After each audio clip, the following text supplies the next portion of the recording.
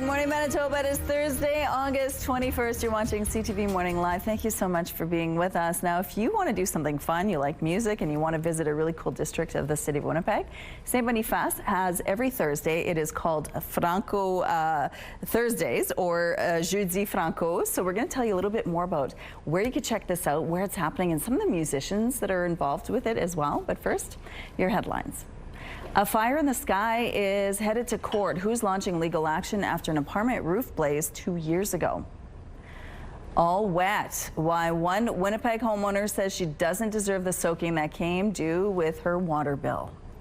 And right on target, arrows still flew through the air while planes and some competitors were stuck on the ground. Bringing in Terry now. What a storm overnight. Tons of puddles everywhere, lightning. It was loud. It was quite a show. It was loud. I'm a heavy sleeper, but like those rumblings last night, and I'm sure maybe a few times over as we look through this view here, you'll be seeing flashes of lightning. There we go, right on cue. 18 degrees, southeast winds. They're gusting to 55 kilometers per hour. The pressure is falling, the humidity sitting at 87%. Yeah, lots of activity. I mean, that storm started up yesterday. We've got watches and warnings regarding that. So the thunderstorm watches and warnings are the red and the yellow that you're seeing here through the central and southern parts of the province. For northern Manitoba, that's just a straight up rainfall warning. Still talking about the 50 to 70 millimeters of rain that you could be seeing over the course of the next couple of days. We got here in Winnipeg, as of our 5 a.m. Call with Environment Canada this morning, registering about 22 millimeters of rain here in Winnipeg, both at the Forks and at the airport. Portage La Prairie, 98 millimeters of rain. Whoa, there's a lot going on. So anyway, still, we're dealing with the storms. Those rainfall numbers are going to keep climbing, especially, like I said, across northern Manitoba. That's where the bulk of the activity will be headed today. We'll see some of it moving off into northwestern Ontario, but this is where the system will just be stalling out overnight through tomorrow as well. Now, by tomorrow afternoon, we could see it kind of dropping down again and passing through parts of southern and central Manitoba, but most of that activity is going to be falling across northern Manitoba. Where was all of this rain at the start of the season, right? Anyway, still going to be slightly above seasonal, breezy though too, and we're going to see those temperatures dropping off with the cooler temps this weekend before mercury is on the rise again into the middle of next week. Thank you, Terry. The owner of a high-rise in Osborne Village is suing several companies over a fire 2 years ago, which caused extensive damage and forced some 200 people from their homes. In August 2023, the roof of the apartment building at 221 Stradbrook Avenue caught fire. In its statement of claim, East Village Holdings is laying the blame primarily on Rogers Communications, who it says was leasing space on the roof for some of its equipment. It alleges the cause of the fire was either a defective electrical cord or batteries used by Rogers or one of its contractors. Also named as defendants are a dozen other companies East Village says acted negligently when supplying or using the equipment. It's seeking at least $25 million in other costs for damages. In an email statement to CTV News, a Rogers spokesperson says while the cause of the fire hasn't been determined, we're aware third-party contractors had been on site to start preparations for enhancing wireless coverage for residents and emergency responders within the community as mutually agreed by the landlord. They add they'll be filing a statement of defense in due course. A fire has severely damaged a fixture of Winnipeg's Exchange District. This video was sent to us by a CTV News viewer. Fire crews were called to Johnny G's Pub and Restaurant on McDermott Avenue before 6 Wednesday morning. When they arrived, smoke and flames were coming from the building. Firefighters went inside and attacked the flames. No one was in the building at the time and no one was hurt. Johnny G's opened in 1987 and is a popular late-night dining spot. The cause of the fire is under investigation. There are no current damage estimates. We're getting our first look at the cost of Manitoba's worst wildfire season in 3 decades. The Manitoba government has signed a $30 million contract with the Canadian Red Cross for evacuee support and other services. That's worth more than half the province's total annual budget for emergency services. Another recently disclosed contract shows the province signed a deal with Canadians for just over $673,000.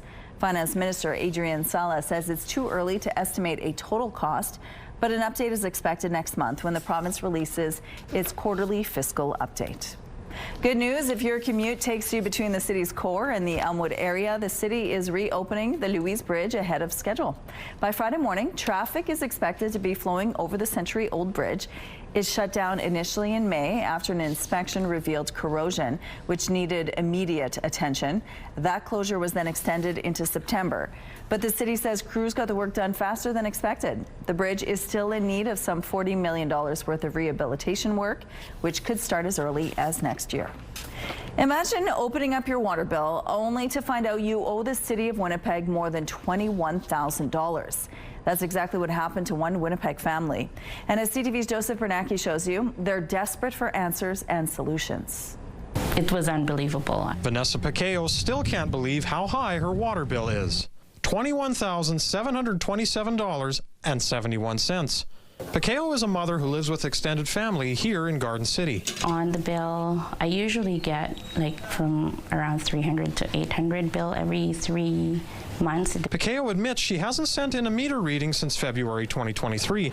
Family health emergencies took priority in her house, and she forgot to keep up with regular readings. Unfortunately, 2024 started at a bad note for my family, so it was a complete kerfuffle for the whole year. She expected a higher bill, but nothing like this. Did I pay for the whole block? According to her latest bill, a reading was done by the city in May 2025, but the actual water and sewer usage was far higher than estimates over the past 2 years, and that left a retroactive charge totaling more than $21,000. This bill is just impossible.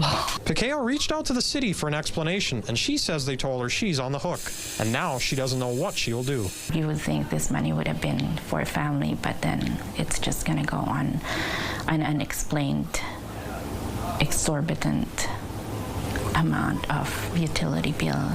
Joseph Bernacki, CTV News, Winnipeg. We've reached out to the city for an explanation, but haven't yet heard back. In the meantime, Pacao is worried about how she will pay for the big bill. An emotional day for the family of 8-year-old Jave Roy, who was laid to rest after being fatally struck by a stray bullet. This is the day where we say see you later, and we're not going to be able to touch, smell, hear him. Loved ones attended the young boy's funeral Wednesday on Ontario's Manitoulin Island, which is where his mother's from. Roy was asleep next to her in their Toronto apartment early Saturday morning when gunfire outside tore into the home and killed him. The shooter or shooters fled the area and still remain at large, said police, who have yet to release any descriptive details for the suspects.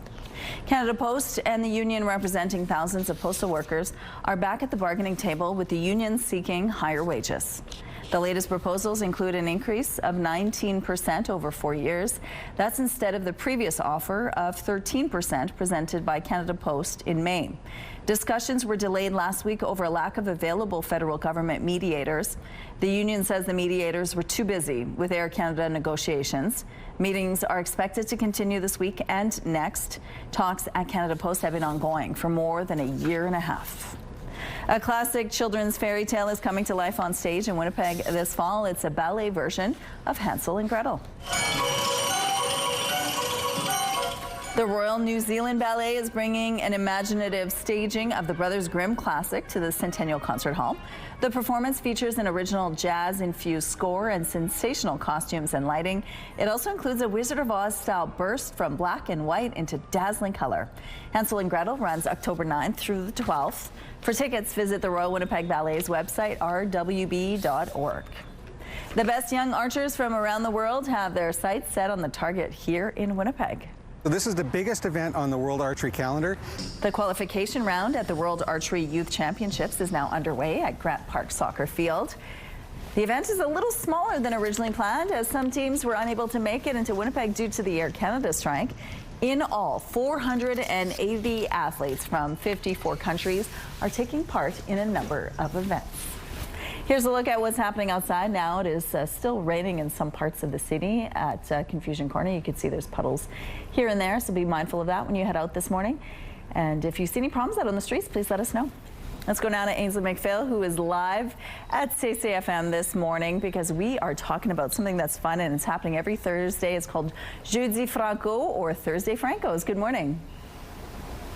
Good morning, Rochelle. Yes, this is previously called Jeudi de la Francophonie. Now it's Jeudi Franco Thursdays. All three of them. Don't worry, I'm not a fluent French speaker, but I asked ahead of time. Tons going on. CCFM is one of the locations. We're at Tourism Real right now. It was a rain plan to come on inside, but what a great one it is, because we're inside the La Maison des Artistes, which is one of the spots for Franco Thursdays. Now the CCFM is one of them, where they've got live music, yoga. As part of this too, they have tours. There is a French-speaking cafe bringing people from all over to check it out and practice those French skills. So stay with us throughout the morning, and at 6:37 we're going to learn about some new partners. Okay, thank you, Ainsley. And Terry, coming into work today, quite a light show to look at. Puddles, huge puddles everywhere. You had to maneuver around them. Yeah, I mean, that light show started yesterday evening. Even I was out for a little bit, and my goodness, it was something else. There were even some tornado warnings yesterday evening. That didn't amount to anything, but there was plenty of rain. We'll talk about that in a second. As we're looking outside right now, again, you'll probably see a few flashes. 18 degrees with south-southeast winds gusting to 58 kilometers per hour. The pressure is falling and the humidity sitting at 89%. So yes, there's still a lot of activity regarding those storms. Perhaps they woke you up last night. Severe thunderstorm watches and warnings is what we're seeing all through the central and southern parts of the province, whereas for northern Manitoba, that is a rainfall warning. Still 50 to 70 millimeters is what Environment Canada is warning of. Here's a look at the storms, the activity that we're seeing right now, and moving off to the east. Less storm activity, but still some rain, and right over Winnipeg. It does seem to be tapering off somewhat, but I'm just going to let it clear a little more before I try to get back up onto the rooftop. Let's talk about all of that rain that's coming. Here's noontime, and we're pushing up into the blue zone. That's 15 to 30 millimeters for northern Manitoba. The purple zone, 30 to 60 millimeters. That's what we're going to be seeing eventually. Now, already I mentioned about 10 minutes ago that Portage La Prairie got 98 millimeters of rain up until 5 a.m. this morning. Here in Winnipeg, we only had about 22 millimeters of rain. Starbuck, 87 millimeters of rain. Eli, 71 millimeters of rain. And in St. Adolphe, 53, and it hasn't stopped yet. So still rain today, maybe even a little bit more tomorrow, and then sunshine and maybe some time to dry out. We're taking a break, but we'll be back with more CTV Morning Live. Weather brought to you by Blinds Are Beautiful at 900 Lorimer Boulevard, featuring Hunter Douglas shades.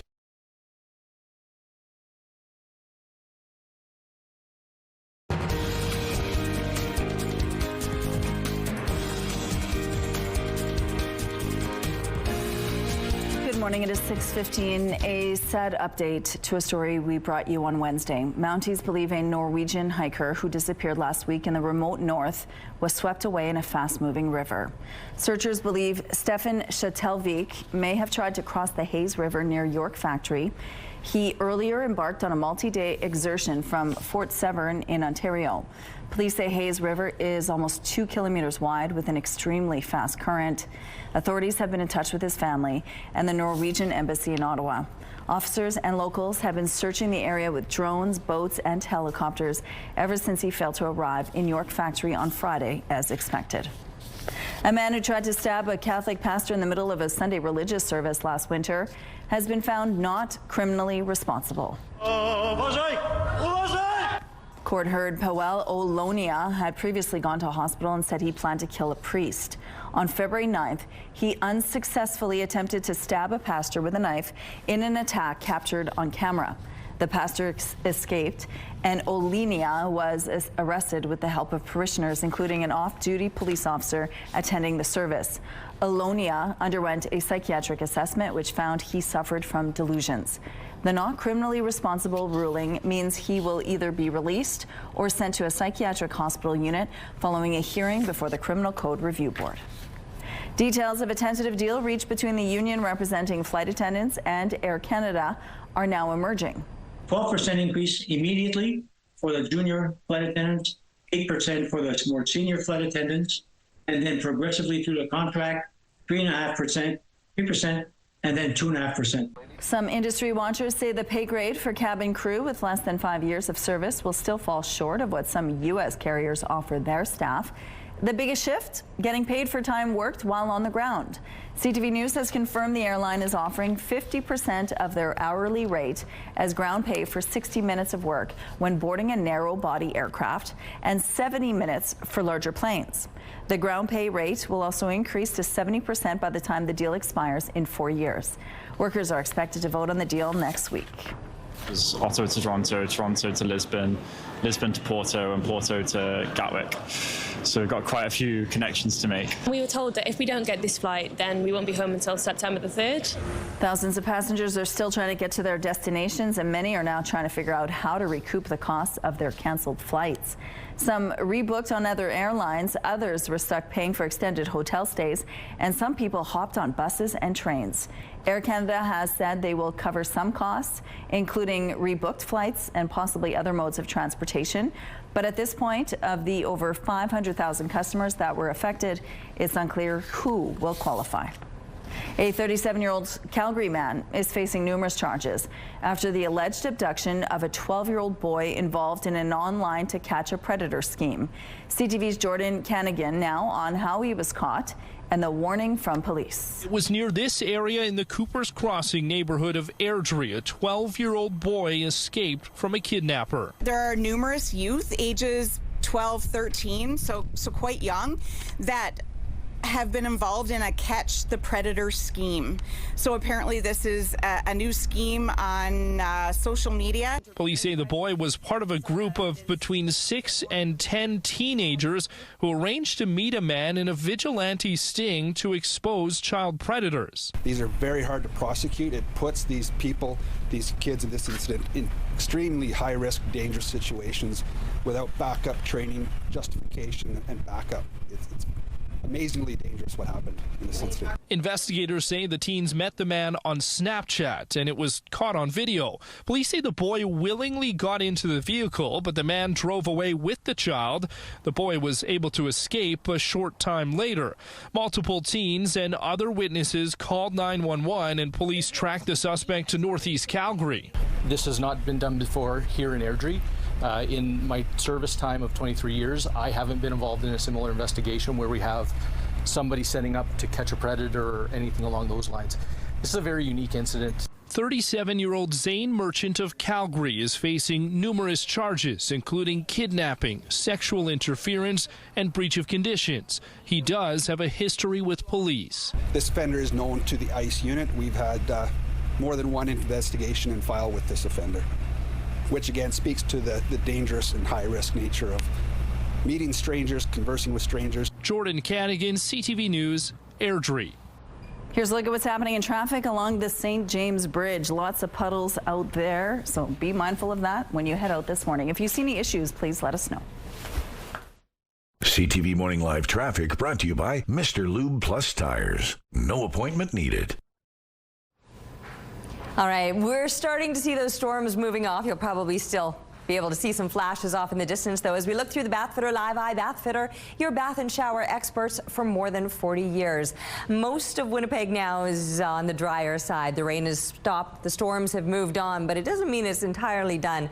Talking first about the numbers, though, 18 degrees is where we begin here in Winnipeg, and that is well above seasonal all throughout the south. High teens and even some low 20s, when 11 degrees would be a normal low. So a mild start to the morning, but that includes northern Manitoba, who's sitting in the mid to high teens right now. A little bit cooler over in Churchill. Churchill might enjoy some sunshine, but that might be the only place. Most of northern Manitoba is in for some rain, and plenty of it, with those rainfall warnings still in place. And they were issued yesterday, but really talking about the event that's coming through today and into Friday, 50 to 70 millimeters of rain across the north. Meanwhile, it's stormy here through central and southern Manitoba, and those are thunderstorm watches and warnings that we were looking at. And there's all of the activity regarding those storms off to the east, more so just rain, but still there's going to be plenty of that. And in Winnipeg, I mentioned, it's kind of moved off, but still, we'll just take another moment or so before I rush up onto the rooftop with all the lightning that we had been seeing.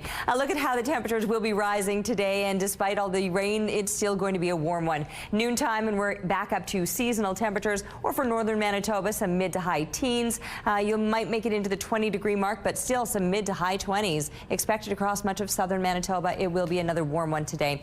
Another round of rain perhaps tomorrow afternoon, even though it clears later today, and clear conditions overnight.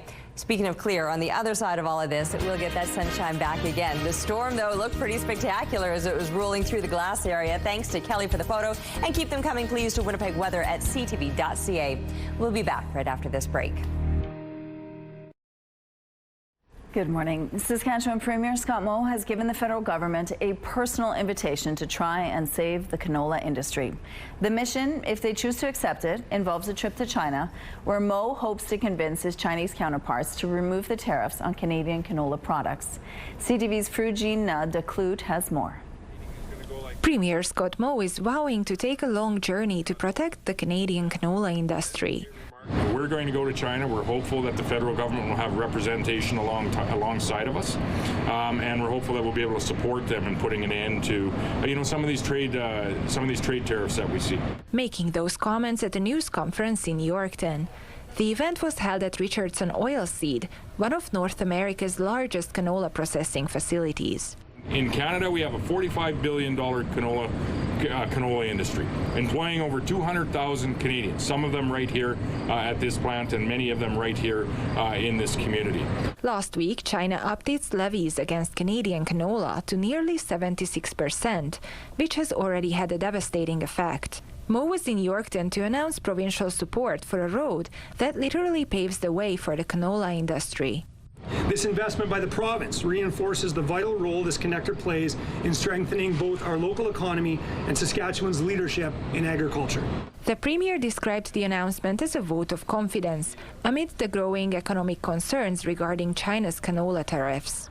About $4 billion of agricultural products flow to China from the province of Saskatchewan each and every year. And we need to work alongside our federal government in ensuring that those two markets are our highest priority. CTV News asked the Minister of Industry why the federal government has yet to take any action to support farmers. We will be there to support our canola industry. We will be there to support our farmers. And I know that the Prime Minister and the Minister of Agriculture have been working together to address this issue. The Federal Ag Minister and Parliamentary Secretary to the Prime Minister will be meeting with Moe, the Provincial Ag Minister, Export Development Minister, and leaders from the canola sector in Saskatoon on Thursday. Frugina de Clute, CTV News, Yorkton. If you love great food and great football, this is something you won't want to miss. XL Door is serving up the ultimate game day package, a delicious chicken mix pack to enjoy at home, fun merchandise, and 2 tickets to see the Bombers take on the field on September 6th. To enter, head to the contest page on our website, ctvnewswinnipeg.ca, and enter the clue word chicken. Good luck. CTV Morning Live is brought to you by Robin's Donuts, your favorite stop.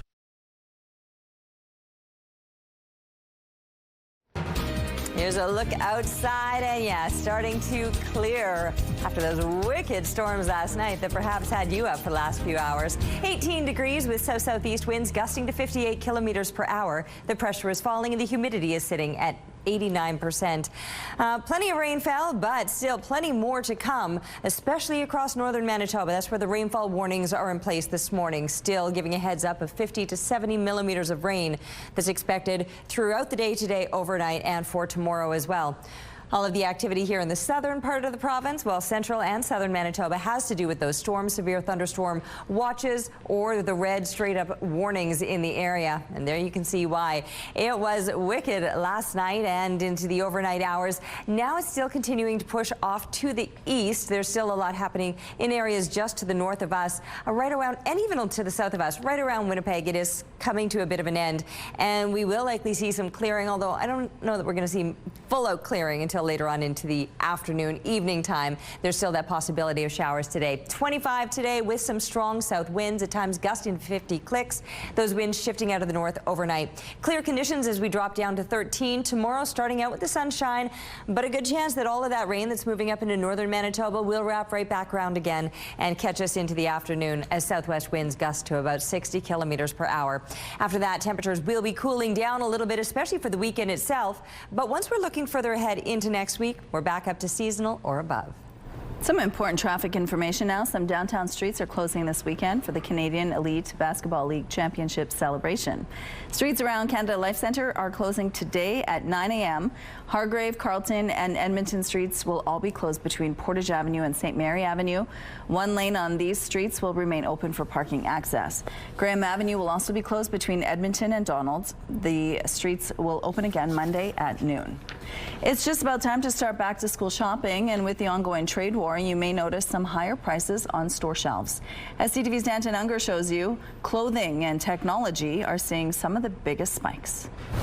April Bell and her 3 kids are getting an early start on back-to-school shopping. I'm going to get it done early, so I'm not trying to rush for favorite backpacks or whatnot, so get ahead of the rush, hopefully. But this year, those school supplies could cost her a bit more, thanks to the ongoing trade war with the U.S. Artists Emporium owner Janine Johnson says this year, due to tariffs, many of her suppliers have upped their prices. Not only are they seeing increases, we're having a hard time sourcing some products because many of the companies are refusing to deal with certain countries. Take this sketchbook, for example. Johnson says it's costing her 25% more than it did last year. We're trying to keep all the pricing we can at the old pricing and just keep the increases to a minimum. John Graham with the Retail Council of Canada says many stores stocked up early on general supplies, things like pencils and scissors, to avoid tariff impacts. But parents shopping for other back-to-school items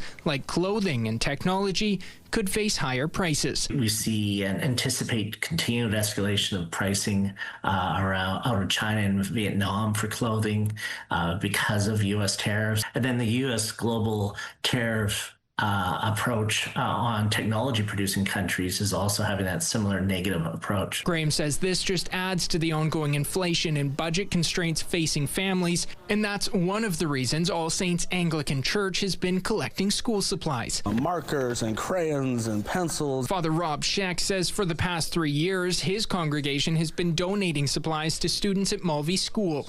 It's a need he expects will grow. As family budgets begin to become stretched further and further, the need will become greater and greater, not just for school supplies, but for food. And this is where community organizations and churches and groups like us have an opportunity to come alongside and help meet those needs. For Belle, she says she's not too worried. No, but it's definitely needs to keep something in mind, so always looking for a deal or a bargain.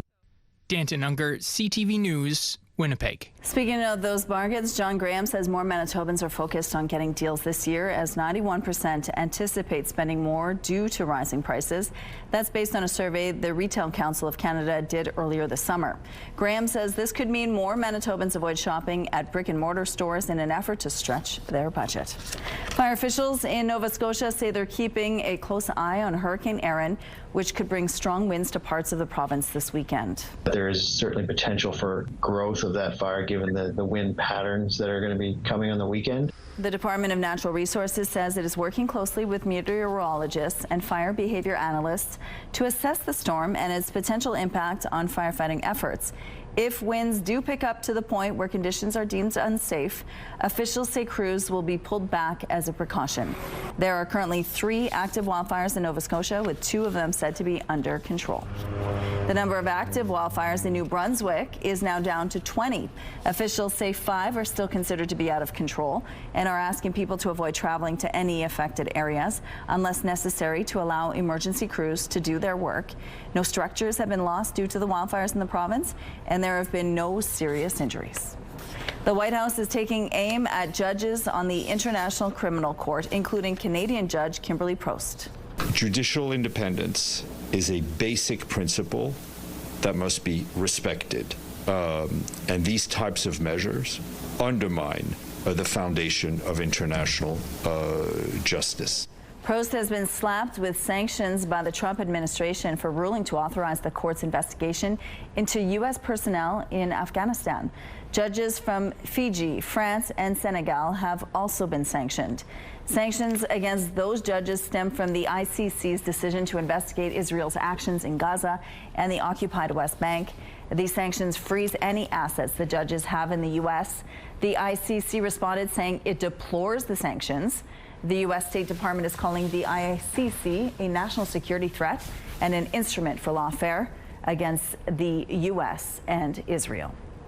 Here's a look now what's happening along McPhillips Street. Things are slowly picking up over here, but overall moving well. No issues to tell you about at this point.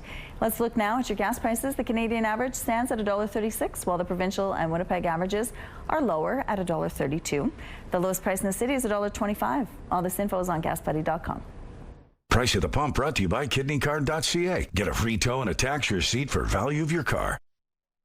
Let's go back now to Ainsley Mayfield, who's live in St. Boniface this morning. We're talking about Jeudi Franco Thursdays, and it's all about music. Rochelle, a little bit of everything: music, art, yoga, and a taste of history here in St. Boniface. Katie Fowler joins us to tell us all about it. Let's talk first about the space that we're in right now. I don't even want to say forced indoors, because it really is beautiful, and I'm so glad that we could see it. So tell us about that to start things off. Yes, Ainsley. So we are here at the Maison des Artistes Visuels Francophones, which is a contemporary art gallery here in St. Boniface. It features Francophone artists, but it also features artworks from diverse communities. Here currently at the gallery, they're featuring an exhibition from folks who have disabilities. So formally, Jeudi de la Francophonie, you've been doing this for 3 years, Jeudi Franco Thursdays. Tell us about what's new in 2025. Yeah, so this year actually we've been fortunate enough to introduce some new partners who have joined us this summer. One of them is actually Winnipeg Waterways. Many folks know about them. They offer guided boat tours in French on Thursdays as part of our programming. And also we have partnered with the Winnipeg Arts Council, who are offering art walks in St. Boniface, showcasing the sculptures and murals in the area. With a dozen partners too, it really gives folks the flexibility to take part in art, language, music, whatever they may choose. Tell us about some of the things going on, maybe for example at the CCFM. Yeah, so actually yes, the CCFM is one of our original partners since 2023, and there you have the opportunity to take in live entertainment. They feature Francophone musicians, but as you mentioned earlier, they also offer yoga outside on their patio, which is awesome. Okay, this is my opinion. St. B, one of the most underrated areas of Winnipeg. Why should people come here for these Thursday events? I would agree with you, especially as an Anglophone. As an Anglophone working in a Francophone community, it really is one of the most underrated communities in Winnipeg. And yeah, I think folks should come and experience it, especially if you're Anglophone, just to come and see everything that happens in this beautiful community. So. Thank you so much. Jeudi Franco Thursdays. Head to a link on our website for more details. Sounds good. Thank you, Ainsley. Let's go out to the rooftop now. It's windy, but not raining. Not raining, very windy, very windy. In fact, I just picked this flower up from my patio, and I was like, that's interesting. I don't even have these flowers on my patio, but the patio next to me does. Anyway, yes, very, very windy. Take a look at this. I actually thought this was going to look a little more spectacular because I was talking earlier about the 22 millimeters of rain that fell both at the airport and at the Fork station. I only got about 20, maybe just under. I think the winds pushed it sideways. I don't even think it was standing fully upright, so boo to that. But lots of rain fell, and Winnipeg wasn't even one of the hardest hit areas. Right now, though, it's all past. It's 18 degrees. We've got these south-southeast winds. They are strong. They're gusting to 58 clicks.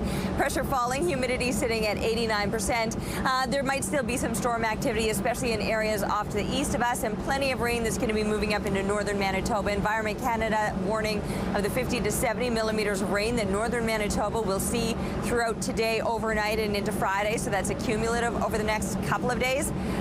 But let's talk about those spectacular numbers. Portage-la Prairie, 98 millimeters. Starbuck, 87. Eli, 71. And St. Adolphe, 53 millimeters. That was all as of 5 a.m. this morning. And there's still the possibility that we'll be seeing more rain. If not today, then tomorrow afternoon. Expect some more.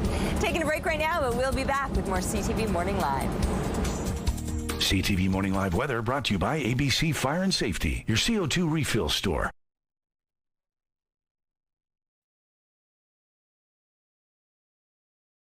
Looking at the early markets, futures are pointing to a higher open on Wall Street. Dow futures are up 16 points. NASDAQ futures are down, off by 142 points.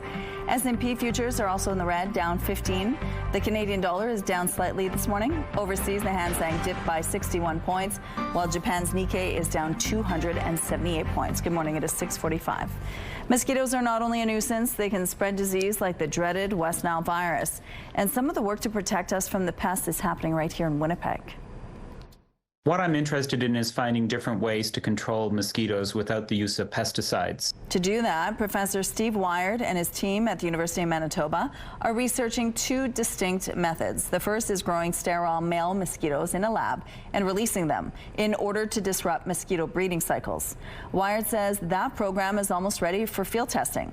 The other is developing a new type of repellent. What we know is that they have all of these little odorant receptors on their antennae, so their noses are their antennae, and they're smelling us that way. And what we would like to know is what odorants are they detecting from us, and how can we block that? This season, mosquito populations are already quite low. The city's average daily trap count right now is sitting at 1.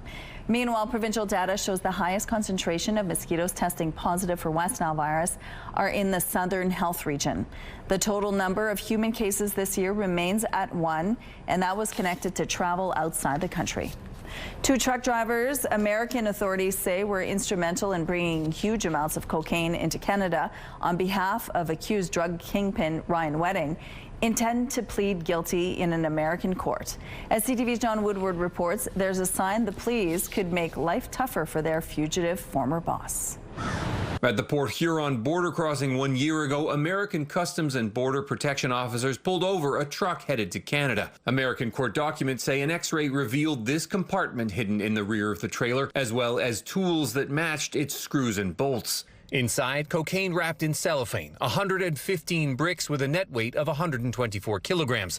The officers estimated it was worth $3.75 million. 124 kilograms is a lot of drugs. Somebody's losing a lot of money there. American authorities say the two alleged Canadian truck drivers, Iqbal Singh Virk and Ranjit Singh Rowell, were part of a sprawling drug trafficking network run by Ryan Wedding. That's the former Canadian snowboarder who competed in the Olympic Games in Salt Lake City in 2002. The FBI says he became a kingpin, moving 1,800 kilograms of cocaine from Colombia through Mexico to the U.S. and Canada. His alleged partner, Andrew Clark, was arrested in Mexico last year. Wedding is still on the run.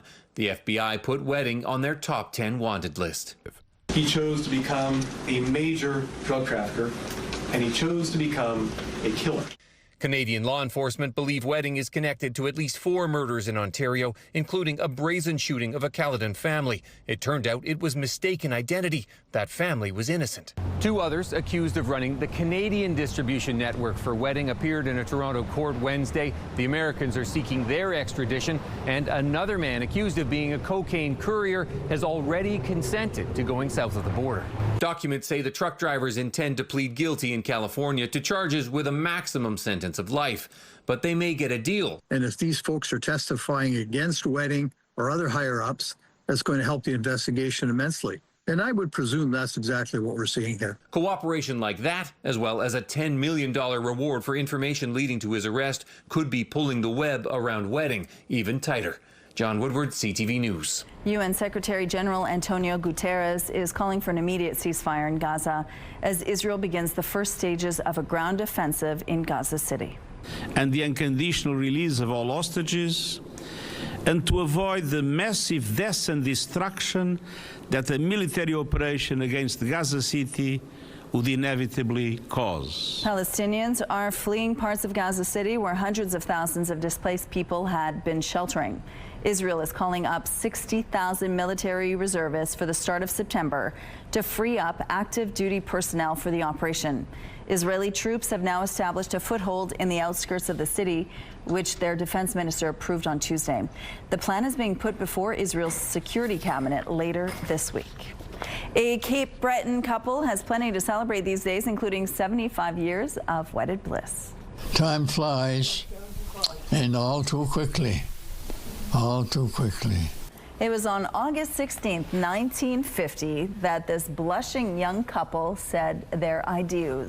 Ray and Jean McKay got married in a little white church in Skirdu along the Cabot Trail. 3/4 of a century later, they were showered with cards and well wishes from family and friends. They have 4 children, 7 grandchildren, and 8 great-grandchildren, with more on the way. Another milestone to mention, at 102 years young, Ray is also known for being one of the oldest church organists in the country. Here's a look now at what's happening on Keniston Boulevard. It looks like things are slowly picking up here. No real issues to tell you about. There's puddles everywhere, so be careful of that and be mindful of pedestrians, please. Yeah, the puddles are going to be massive this morning. My goodness, we got plenty of rain. Now it's over, well, for the moment anyway. You can see the sky beginning to clear. 18 degrees. The winds are strong. They're out of the south-southeast, gusting to 58 kilometers per hour. The pressure is falling and the humidity is sitting at 89%. Those winds are going to remain strong today. That might help dry things up a little bit, but no chance of drying up across much of northern Manitoba, where the rainfall warning has been issued.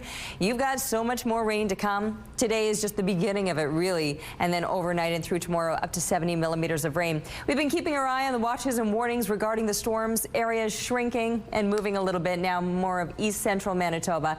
So what's headed that way? There you can see how it passed through in the overnight hours. Even though it looks like it's kind of tapered off, you can see there's a long trail to this. So the possibility still that we'll be seeing more of that. And certainly just off to the east of us, you'll be seeing some as well. Maybe not so much storm activity, but some rain, certainly, although thunderstorms are still very possible. And then for northern Manitoba, yes, it really hasn't even started yet, but it will. Showers and thunderstorms throughout the day today. Churchill might stay in the clear, 16 degrees expected, otherwise high teens and low 20s, and then plenty of that rain. That 50 to 70 millimeters that I'm talking about, though, that'll be a cumulative, so not just today, but continuing overnight and through tomorrow, that by the time it's all said and done, you'll be looking at numbers or totals as spectacular as that. Here through southern Manitoba, storms potential, mid-20 temperatures, so still seasonal or close to it. 24 degrees being normal for this time of year, and we're going to be right in that zone with a little more activity just off to the east and a little more yet across that eastern border. So today, but even still tomorrow afternoon, the possibility of some showers as that system wraps around again. After that, plenty of sunshine as we look through the weekend. Thanks, Terry. Nearly 1 year after the federal government's return to office policy came into effect, requiring most public servants to work in person at least 3 days a week, the debate has reignited. Ontario's premier is calling for municipal workers to return to the office full-time, and some private sectors are following suit. CTV's Austin Lee reports. Hybrid work is a hot topic in the nation's capital. Working from office, I get more done, but I'm a lot more stressed, and I find it's a lot less enjoyable overall. And there are a wide range of opinions. We proved during COVID we could do this. We made the ship sail. Actually, I think we made the ship better. And I think that it's just a waste of time, spending time on the buses, stuck in traffic. No good for anyone. I think they should come back. I think they should pay for gas. I think they should pay for parking. I think they should work like the rest of us. There's no need to have them in the office 5 days a week. It reduces stress, anxiety, and traffic on the roads. Less than a week after announcing provincial employees will have to return to in-person work full-time, municipal employees are now at the center of the conversation. It will help bring the public service in the municipalities closer to the people they serve and will revitalize our workplaces and downtowns across Ontario. The city says 85% of its employees are already working in person 5 days a week, which includes firefighters, police, and waste collection staff. Hybrid city employees are required to be in the office at least 2 days a week, but bringing them all back full-time is an exciting idea for nearby businesses. If we do see more office people coming in, I can definitely see that see a boom in the business. The city's chief human resources officer says in his statement, we regularly review our hybrid work approach against industry best practices and comparable public sector employers to ensure our workplace policies continue to evolve and align with any changes to broader standards. And it's not just the public sector moving away from remote work. Several banks, including TD, RBC, and Scotiabank, have mandated a 4-day in-office work week starting in September. To increase productivity, to increase creativity, to mentor young people. So the reasons are varied, and again, it would depend by sector, but those are some of the things that we are hearing from our businesses. Austin Lee, CTV News. A camping trip to a remote Vancouver Island beach for a married couple from Victoria turned into a rescue mission to save a house cat. Someone's purring pet was lost in the middle of nowhere. CTV's Andy Garland has the story. Heck, the lights, but... Sil Lee and Matt Reamer were expecting to see wildlife when they went backpacking, but never in their wildest dreams did they think they would come across a house cat in the middle of nowhere. A lady came by and she said, oh, just to let you know, there's a cat living in the bushes right behind your tent. Last week, the couple traveled to the North Island and then drove 90 minutes down a logging road to camp at St. Joseph's Bay. We just didn't expect that our first camping would be like that. Never thought we would end up with a cat. Having 2 cats of their own, they began helping other campers on the beach to try and capture the elusive feline by luring it with hot dogs. Every time you called the cat, like, it would kind of meow and then it would be very shy and skittish and run away. The next day, after several failed attempts and only scratch marks to show for it, their perseverance paid off and the tuxedo kitty was finally in their arms. So I just put him into our tent, and then that's when we were like, now what? They decided to cut their trip short and packed up all their supplies with the cat stowed away in a backpack. And the cat was actually like calm, like oddly calm after being so skittish. Matt and Sil took their unexpected travel companion to the North Island Veterinarian Hospital and called the number from a missing poster that was posted at the bay. I think she was a little bit shocked. I think she had already kind of put the cat in the back of her mind. The cat, whose name is Pipsqueak, went missing more than 2 weeks ago when it got spooked by a dog while camping. Some cats do swim, hike, or even rock climbing, and I know those are possible, but I just know that it's not for every cat. The couple ended up returning Pipsqueak to its owner in Nanaimo while heading back home. Whether we got scratches, whether we had to cut our trip short, I mean, it was worth it. Andy Garland, CTV News. We're going to take a break here. We'll be back after this.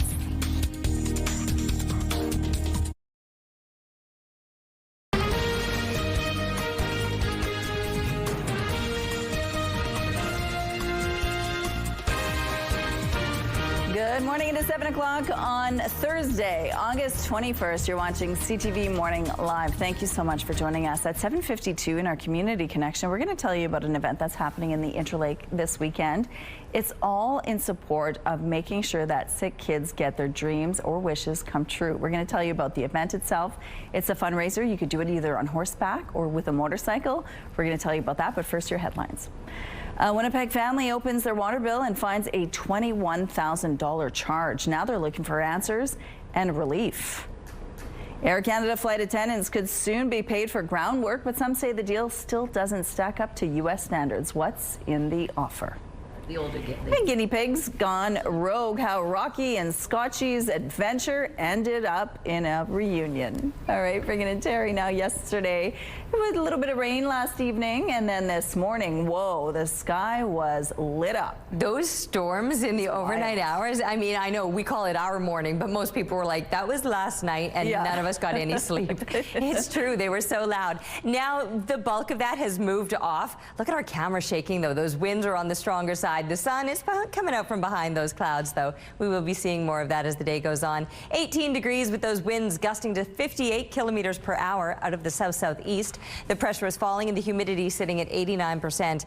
Yeah, lots of activity regarding those storms, and they're still raging in some places. And as a result, we still have some thunderstorm watches and warnings warnings being the red, the watches being the yellow, and then the red that you're seeing across northern Manitoba is a rainfall warning. We talked about that yesterday, but it had all to do with the events that would be happening today, overnight, and through tomorrow. So it was yesterday, just a heads up. Today is coming for the north. And there, what came for us in the overnight hours, still moving through much of central Manitoba, off into this southeastern corner, and then further yet into northwestern Ontario. A lot of activity regarding those storms. For us in Winnipeg, it does seem to have tapered off, but it doesn't mean that we're completely done with it. So a lot of this will move through central Manitoba and then up into the north, and that's where it's really going to stall out today. It'll have pushed off to the east by then, some clearing behind it here in the south and even central Manitoba. But for northern Manitoba, rain will continue overnight and through tomorrow. And tomorrow, starting out with some sunshine, but by the afternoon, you can see this system kind of reaching down again and giving us one last kiss before it moves off to the east, because after that, it does look like it'll be on the drier side, but on the cooler side too, with the temperatures dropping off at least through the weekend, rising again toward the middle of next week. Our art today is some sidewalk art. Well, I'm not sure if it would have lasted with those rains overnight. Probably gone by now, fleeting, but here on our screen for you to enjoy. Winnipeg weather at ctv.ca is where to send your art, please. Thank you, Terry. The owner of a high-rise in Osborne Village is suing several companies over a fire 2 years ago, which caused extensive damage and forced some 200 people from their homes. In August 2023, the roof of the apartment building at 221 Stradbrook Avenue caught fire. In its statement of claim, East Village Holdings is laying the blame primarily on Rogers Communications, who it says was leasing space on the roof for some of its equipment. It alleges the cause of the fire was either a defective electrical cord or batteries used by Rogers or one of its contractors. Also named as defendants are a dozen other companies East Village says acted negligently when supplying or using the equipment. It's seeking at least $25 million and other costs for damages. In an email statement to CTV News, a Rogers spokesperson says, while the cause of the fire hasn't been determined, we're aware third-party contractors had been on site to start preparations for enhancing wireless coverage for residents and emergency responders within the community, as mutually agreed by the landlord. They add they'll be filing a statement of defense in due course. A sad update to a story we brought you on Wednesday. Mounties believe a Norwegian hiker who disappeared last week in the remote north was swept away in a fast-moving river. Searchers believe Stefan Chatelvik may have tried to cross the Hayes River near York Factory. He earlier embarked on a multi-day excursion from Fort Severn in Ontario. Police say Hayes River is almost 2 kilometers wide with an extremely fast current. Authorities have been in touch with his family and the Norwegian embassy in Ottawa. Officers and locals have been searching the area with drones, boats, and helicopters ever since he failed to arrive in York Factory on Friday as expected. Imagine opening up your water bill only to find out you owe the city of Winnipeg more than $21,000. That's exactly what happened to one Winnipeg family. And as CTV's Joseph Bernacki shows you, they're desperate for answers and solutions. It was unbelievable. Vanessa Pacao still can't believe how high her water bill is. $21,727.71. Pacao is a mother who lives with extended family here in Garden City. On the bill, I usually get like from around 300 to 800 bill every 3 months. Pacao admits she hasn't sent in a meter reading since February 2023. Family health emergencies took priority in her house, and she forgot to keep up with regular readings. Unfortunately, 2024 started at a bad note for my family, so it was a complete kerfuffle for the whole year. She expected a higher bill, but nothing like this. Did I pay for the whole block? According to her latest bill, a reading was done by the city in May 2025, but the actual water and sewer usage was far higher than estimates over the past 2 years, and that left a retroactive charge totaling more than $21,000. This bill is just impossible. Pacao reached out to the city for an explanation, and she says they told her she's on the hook, and now she doesn't know what she'll do. You would think this money would have been for a family, but then it's just going to go on an unexplained, exorbitant amount of utility bill. Joseph Bernacki, CTV News, Winnipeg. We've reached out to the city for an explanation, but haven't yet heard back. In the meantime, Pacao is worried about how she will pay for the big bill. Details of a tentative deal reached between the union representing flight attendants and Air Canada are now emerging. 12% increase immediately for the junior flight attendants, 8% for the more senior flight attendants, and then progressively through the contract, 3.5%, 3%, and then 2.5%. Some industry watchers say the pay grade for cabin crew with less than 5 years of service will still fall short of what some U.S. carriers offer their staff. The biggest shift, getting paid for time worked while on the ground. CTV News has confirmed the airline is offering 50% of their hourly rate as ground pay for 60 minutes of work when boarding a narrow-body aircraft and 70 minutes for larger planes. The ground pay rate will also increase to 70% by the time the deal expires in 4 years. Workers are expected to vote on the deal next week. It was Ottawa to Toronto, Toronto to Lisbon, Lisbon to Porto, and Porto to Gatwick. So we've got quite a few connections to make. We were told that if we don't get this flight, then we won't be home until September the 3rd.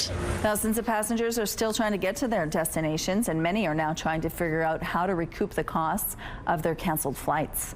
Some rebooked on other airlines, others were stuck paying for extended hotel stays, and some people hopped on buses and trains. Air Canada has said they will cover some costs, including rebooked flights and possibly other modes of transportation. But at this point, of the over 500,000 customers that were affected, it's unclear who will qualify. Some of the folks that had to come in from other countries as well. There were opportunities that were missed. There were things that were actions that were done that we can't really go back and ask people to replicate. For this Ontario couple, no amount of money or reimbursement will make up for what they missed. Their canceled flight meant they couldn't make it to their own destination wedding. Juan and Becca Lopez received this notice that their trip to Cancun was not going ahead, while some of their 27 guests were already on the way. The couple did get a refund, but they also plan to ask Air Canada to reimburse them for other wedding expenses they had already paid. A state of emergency has been declared in North Carolina as Hurricane Erin churns north in the Atlantic. We are anticipating coastal flooding from massive waves, tropical storm force winds, and tidal and storm surge for much of the state's shoreline. Here's a live look at Kitty Hawk, North Carolina. Forecasters are expecting the storm to peak today and possibly into a major hurricane. Life-threatening rip currents are expected from the coast of Florida to New England. Climate scientists say that Atlantic hurricanes are more likely to intensify into catastrophic storms due to warmer ocean temperatures. Guinea pigs Rocky and Scotchy have been reunited with their mom. My babies are home. My babies, look. Kitchener resident Barbara Robinson usually lets her guinea pigs hang out in an enclosure on her front lawn. But on Sunday, the pair went missing. The dynamic duo was found at the Kitchener-Waterloo Humane Society and taken back home. Well, that's good news. Here's a look at what's happening outside on the Norwood Bridge. It looks like things are picking up over here. The streets are wet and puddles are pretty much everywhere, so be mindful of that this morning. Let's go back now to Ainsley McPhail, who is live in the St. Boniface area, celebrating culture, art, and all kinds of music in the area. Good morning. You're holding a map. Good morning, Rochelle. Okay, I have this map for Jeudi Franco Thursdays. Now, it's bringing me back to my old CTV Morning Live traffic days, and I see turn right on Tash Avenue. I said Tash? I know that's not right. It's definitely Taché. And St. Boniface, one of the best areas in this city. Lots to see, lots to do. We're in the tourism real space right now. This map is going to take you to a lot of those areas, including Winnipeg Waterways Tours, which is brand new this year. They've been doing it for 3 years now. Within the tourism real building as well, the St. Boniface Museum is taking up a temporary space while they're doing upgrades to their building. So we're going to be chatting with them in the 7 o'clock hour. Yeah, you could walk around everywhere in that area and find some amazing things to look at and celebrate. Thank you, Ainsley.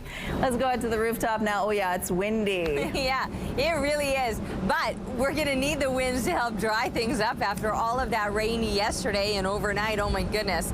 Mostly I think it was more overnight. There was a little bit of drizzle through the day yesterday, but I don't think that's what made up to 20 millimeters of rain here on my rooftop gauge. 22 millimeters is what was recorded out at the airport and at the Forks. Portage La Prairie got 98 millimeters of rain. That was as of 5 a.m. this morning when we checked in with Environment Canada. And now the sun is shining. It's 20 degrees out here. With a breeze, though, you're going to notice it. It's out of the south-southeast. 53 kilometers per hour is what it's gusting to. The pressure is falling and the humidity sitting at 84%. So yes, Portage La Prairie was the hardest hit at almost 100 millimeters of rain, and still expecting some more over the course of the day.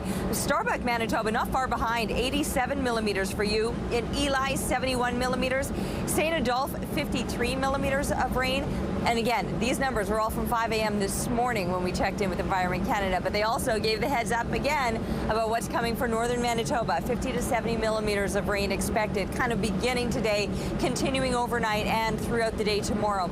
Tomorrow, we might see more of that too. I know the sun is starting to shine for us now. We might enjoy that through the day. Overnight, clear conditions, and tomorrow morning we'll start with sunshine. Could be seeing showers by tomorrow afternoon.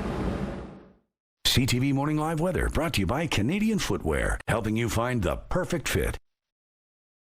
Thank you, Terry. Let's check in now on our question of the day. We want to know, what's the best book you've read this summer, and what did you love about it? Our question of the day has moved from Twitter, so now we want you to text your answer along with your name to 10400. Make sure to follow the automated instructions so we can feature your response. You know the drill. Every week we spotlight a furry friend or two who totally steal the show. And this week we hit the jackpot. Say hello to Nani and Nalu, a pair of window-loving pups who take their neighborhood watch duties very seriously. From squirrels to mail carriers, nothing escapes their adorable gaze. Their human Jennifer says these two are always on top of the action, and we believe it. With double the fluff and double the fun, Nani and Nalu have officially earned the title of Pet of the Week. Congratulations. They're so cute. We love your Pet of the Week submissions, so keep them coming. Send us your cutest photos and a fun story to petoftheweek@ctv.ca. Then watch every Thursday between 6 and 9 on CTV Morning Live to see if your pet is our Pet of the Week. We're going to take a break here. We'll be back after this.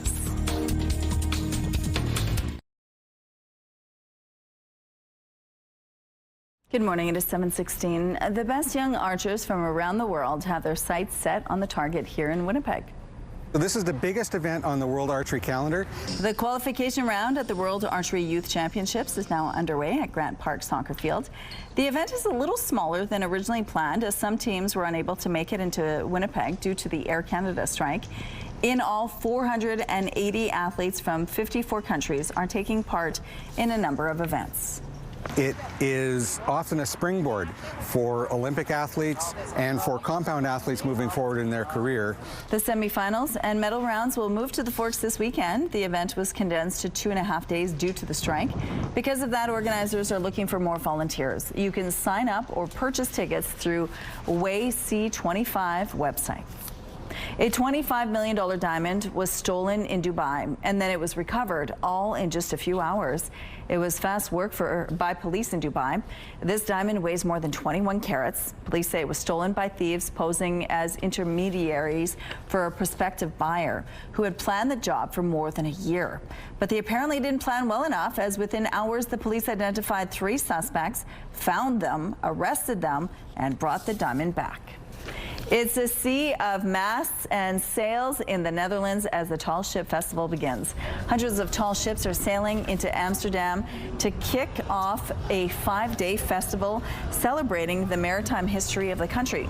Amsterdam first started hosting this festival 50 years ago, and this year it's marking the city's 750th birthday. For hundreds of years, Amsterdam was a worldwide hub for shipbuilding, shipping, and global trade. So beautiful. All right, here's a look at what's happening along Portage Avenue. There are puddles pretty much scattered throughout the city, so be mindful of that when you drive through them. Some of them are pretty deep, and if there are pedestrians on the street, please don't splash them. Traffic is brought to you by Curtis Carpets, Manitoba's flooring experts. Time now for some entertainment news. A classic children's fairy tale is coming to life on stage in Winnipeg this fall. It's a ballet version of Hansel and Gretel.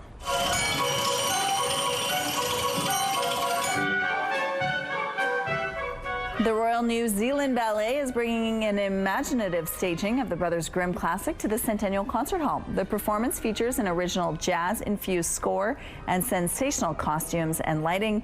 It also includes a Wizard of Oz-style burst from black and white into dazzling color. Hansel and Gretel runs October 9th through 12th. For tickets, visit the Royal Winnipeg Ballet's website, rwb.org. Comic-Con is adding a pair of TV heroines to this year's guest list lineup. Rose McGowan, who took on Ghostface in the original Scream movie and also caused chaos in Quentin Tarantino's Grindhouse, will be making an appearance. She'll be joined by Australian actress Eliza Taylor, perhaps best known for her starring role in the post-apocalyptic thriller The 100. They're joining a fast-growing list of stars you can expect to see at this year's event, which runs October 24th to the 26th at the RBC Convention Center. Your primetime lineup starts at 7 with back-to-back episodes of The Big Bang Theory. Then at 8, it's The Rookie with more Big Bang Theory at 10 and E-Talk at 10:30. It's that time of year. Manitoba and CTV and Chicken Chef want you to show off how you're soaking up the season. From concerts to getaways, whatever makes your summer magical, we want to see it. We've seen some amazing moments so far, and now it's your turn to shine. Show us your sunshine for a chance to win the $5,000 grand prize, plus daily $50 Chicken Chef gift card giveaways. And that's not all. You could also snag an Akona Aruba stand-up paddle board from Wilderness Supply. So grab your phone and share your summer with us today. And it certainly was quite the storm last night, Terry. Is it going to move out of here? It's pretty much moved off. That doesn't mean that we won't still see maybe a little bit of shower activity or some drizzly conditions off and on through the next few hours or so. But the bulk of the activity, yeah, the worst of it is over, I think. Here's a look now through the Bathfitter Live Eye. Bathfitter, your bath and shower experts for more than 40 years. And every now and then you just see that camera shaking. It's windy out there this morning. That might help dry things up from all of that rain that fell overnight. Well, it started yesterday actually in the afternoon and then continued overnight, and those storms, yes, in the overnight hours. I'm sure a lot of you heard that. Anyway, now, like I said, that activity is moving off, continuing further east, and I'll show you where in a second. Let's first talk temperatures. It's a mild start, 20 degrees here in Winnipeg, Gimli, Portage, Morden, Winkler area. If you're not in the 20-degree range, high teens is where you're sitting all through the rest of southern Manitoba. Dauphin is also sitting at 20 degrees along with us. Mid to high teens across much of northern Manitoba, and you're the ones that are going to be hit the hardest now today with rainfall warnings in place across much of northern Manitoba, 50 to 70 millimeters. I know we talked about this yesterday, but it all had to do with today's rain that, well, begins today but continues overnight and through tomorrow. There's the thunderstorm watches and warnings through parts of central Manitoba. That's what we're seeing going on right up there. That's the storm that's creating those. Nothing severe about what's moving through here, although you can still see that there's plenty of activity in this southeastern corner and moving across into parts of northwestern Ontario. I'll look at how we're going to be seeing that rain today. And again, northern Manitoba will be the hardest hit by what's falling today. We're just going to be seeing a little more, although Portage La Prairie got 98 millimeters from up until 5 a.m. this morning.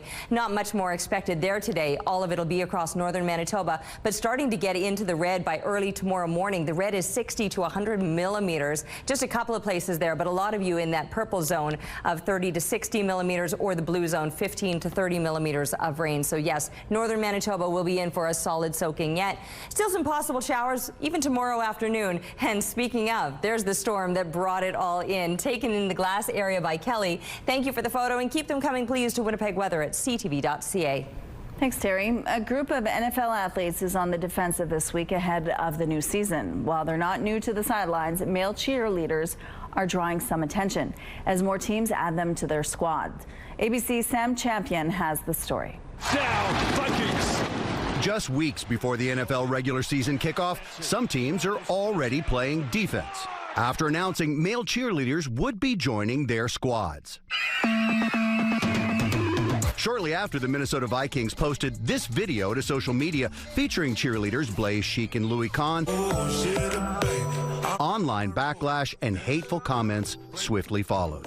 One user commenting, "How embarrassing." Another writing, "I just lost all of my respect for the Vikings." The Vikings organization quickly defending their cheerleaders, saying in a statement, "Male cheerleaders have been a part of previous Vikings teams and have long been associated with collegiate and professional cheerleading." Adding, "We support all our cheerleaders and are proud of the role they play as ambassadors of the organization." Sheik and Khan appearing to take subtle jabs at haters, sharing this photo in their uniforms, writing, "Wait, did someone say our name?"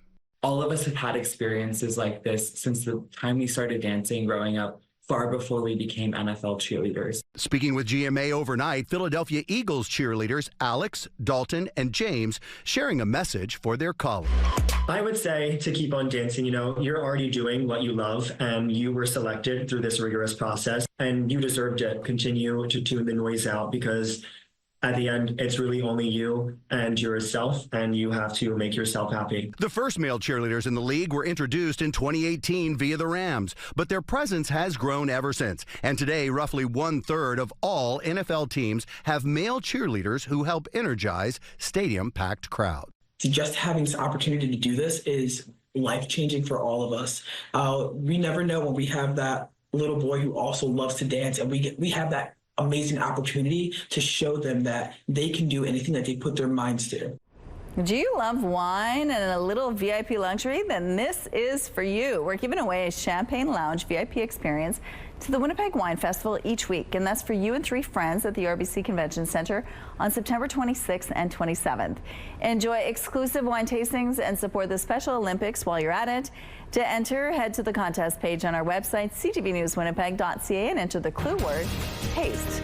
Coming up, we're learning all about Jeudi Franco Thursdays. Stay with us for more on the entertainment you can enjoy.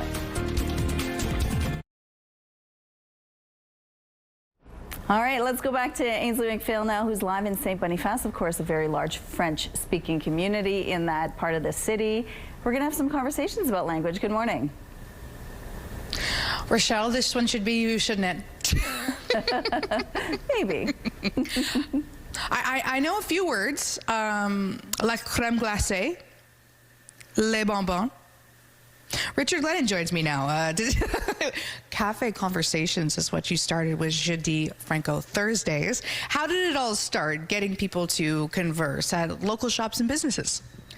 The group's been around for a while, but I became the organizer about 2.5 years ago. And really, it's just a small group of folks interested in practicing their French who've come together, who want to practice in a kind of a non-judgmental, respectful atmosphere and enjoy meeting new people and just practicing, learning their French. A small group, but it appears it has a broad reach. Tell us about who you've been able to connect with. It's grown over time, so we get more, we get new people all the time, and it's quite amazing. We've had people from France. Last year we had somebody from North Dakota come up just to visit our group. So it's growing steadily, and with always lots of new interesting people. What are some of the conversations that come out of this? People like to talk a lot about, nothing too out there, but people like to talk about, their travel experiences, their friends and their family, what they're doing, what they're interested in, what their jobs are. So it's a lot of common topics, and that I think adds to the comfort level that people have in just sort of chit-chatting and getting to practice their French. Mm-hmm. And why would you encourage someone to take part? I think the message I would give is that anybody can learn a language, and the way to do so is practice, right? So you can go on, there's a lot of free language apps that people start out learning a language with. If you want to learn French, though, and take it to the next level, you really need to practice. And so you want to do so in an atmosphere that is comfortable, respectful, and that people are always afraid of being judged, right? And so that, I think, is the key. And so our group just really is a group that gets together and people who enjoy doing that. Richard, thank you so much. I clearly have a tickle in my throat. You need a little bit some English. Yeah, you need some some water, a little bit of de l'eau. Yeah, that's You're rough. right. Oh my goodness. Just Yeah. watching that, I'm like, we have all been there. Yes, indeed. Oh, poor thing. There's Okay. lots of water on our streets today. Oh my, I don't think you want to be drinking that up, but sure, you're right about that. Plenty of puddles have formed from the rain that fell last night. It's 20 degrees outside right now, and the sunshine back again to grace us this morning. A little bit breezy too. Those winds out of the south-southeast, they're gusting to 53 kilometers per hour. The pressure is falling, the humidity sitting at 84%. A windy day, a warm one, but still a stormy one for some. We've got these severe thunderstorm watches and warnings in place through central Manitoba. And then, of course, the rainfall warning. This was issued yesterday, or was a statement yesterday. Now it's just a straight up warning.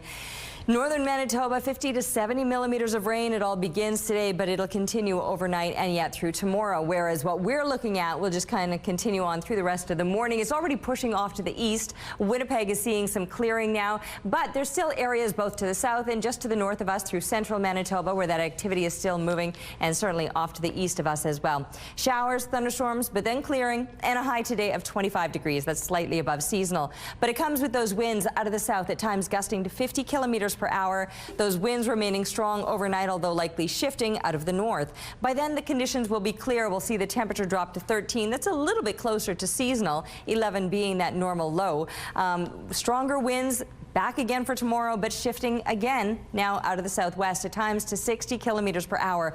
Plenty of sunshine through the morning, but into the afternoon, wrap around with the rain, and more showers are expected as we strive for 21 degrees. So a little bit cooler, but even cooler yet as we're looking ahead to the weekend, but we will be rebounding back to seasonal early next week. Thank you, Terry. Thunderstorms overnight and this morning brought down power lines in several parts of Manitoba. Manitoba Hydro says crews worked through the night when it was safe and are continuing repairs today. People are reminded to stay at least 10 meters away from any downed lines. A fire has severely damaged a fixture of Winnipeg's Exchange District.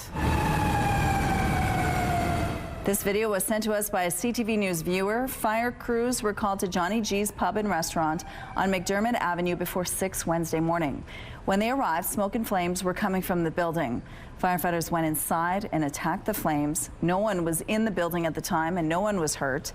Johnny G's opened in 1987 and is a popular late-night dining spot. The cause of the fire is under investigation. There are no current damage estimates. We're getting our first look at the cost of Manitoba's worst wildfire season in 3 decades. The Manitoba government has signed a $30 million contract with the Canadian Red Cross for evacuee support and other services. That's worth more than half the province's total annual budget for emergency services. Another recently disclosed contract shows the province signed a deal with Canadians for just over $673,000. Finance Minister Adrian Sala says it's too early to estimate a total cost, but an update is expected next month when the province releases its quarterly fiscal update. Manitoba has sent water bombers to fight wildfires in Nova Scotia, where the largest wildfire is estimated to be 32 square kilometers. On social media, Premier Wamkanu says the planes departed Tuesday. They join a fleet of aircraft and fire crews from at least 4 provinces and territories sent east this week. A spokesperson for the province says 2 water bomber groups will remain in Manitoba, each consisting of 2 bombers and 1 Bird Dog aircraft. There's also 1 spare bomber in reserve. They add at the moment the majority of the local response is being handled with ground crews and helicopters. It's being called a big win for Métis-owned businesses in Manitoba. Ottawa will now recognize the Manitoba Métis Federation's business directory for federal contracts. Under a federal directive, 5% of all contracts must be awarded to Indigenous businesses.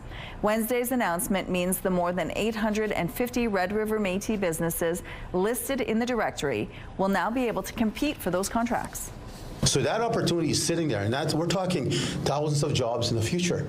Thousands upon thousands, businesses evolving into a much better financial situation and being able to take care of themselves. MMF President David Chartrand says that could extend to construction, oil and gas, natural resources, or defense contracts in the province's north.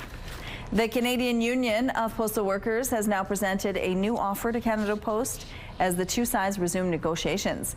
The union is asking for higher wages while allowing for the addition of weekend delivery and part-time workers. The new proposal includes annual wage increases of 9% in the first year and 4% in the second year, followed by hikes of 3% in years 3 and 4. That's up from the roughly 13% over 4 years included in Canada Post's most recent offer back in May. Canada Post says it's now reviewing the union's offer. Additional negotiations are scheduled for tomorrow and Monday. We know Barcelona and Venice have seen widespread protests against over-tourism, and that sentiment seems to be spreading now in Paris. Un Disneyland, un espace touristique. This man lives in Montmartre, and what he said was that Paris City Hall has basically turned his neighborhood into a Disneyland. There are increasing complaints from Paris residents about over-tourism, particularly since the Olympic Games last year.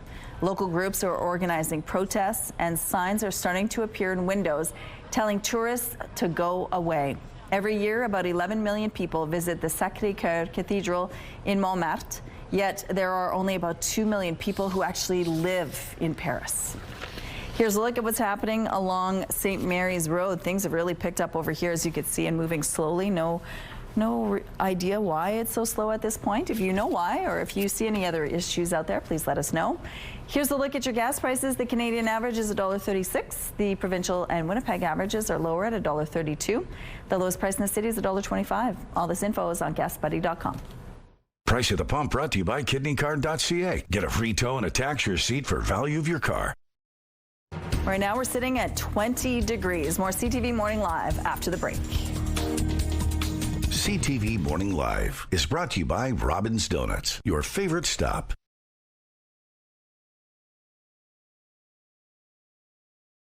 A little bit of sunshine out from behind those dark clouds after those storms last night probably woke you. Anyway, most of them have passed now over Winnipeg. 20 degrees with south-southeast winds, 53 kilometers per hour. The pressure is falling and the humidity at 84%. In fact, the activity has tapered enough that all of the watches and warnings regarding those storms have now lifted here through central Manitoba. But still in place is that rainfall warning across much of northern Manitoba. A look at the satellite image, and you can see that even though those storms, the watches and warnings have lifted, there is still a bit of that activity tucked in that southeastern corner and west central Manitoba. East central Manitoba is where that's headed to, and just across that border into northwestern Ontario as well.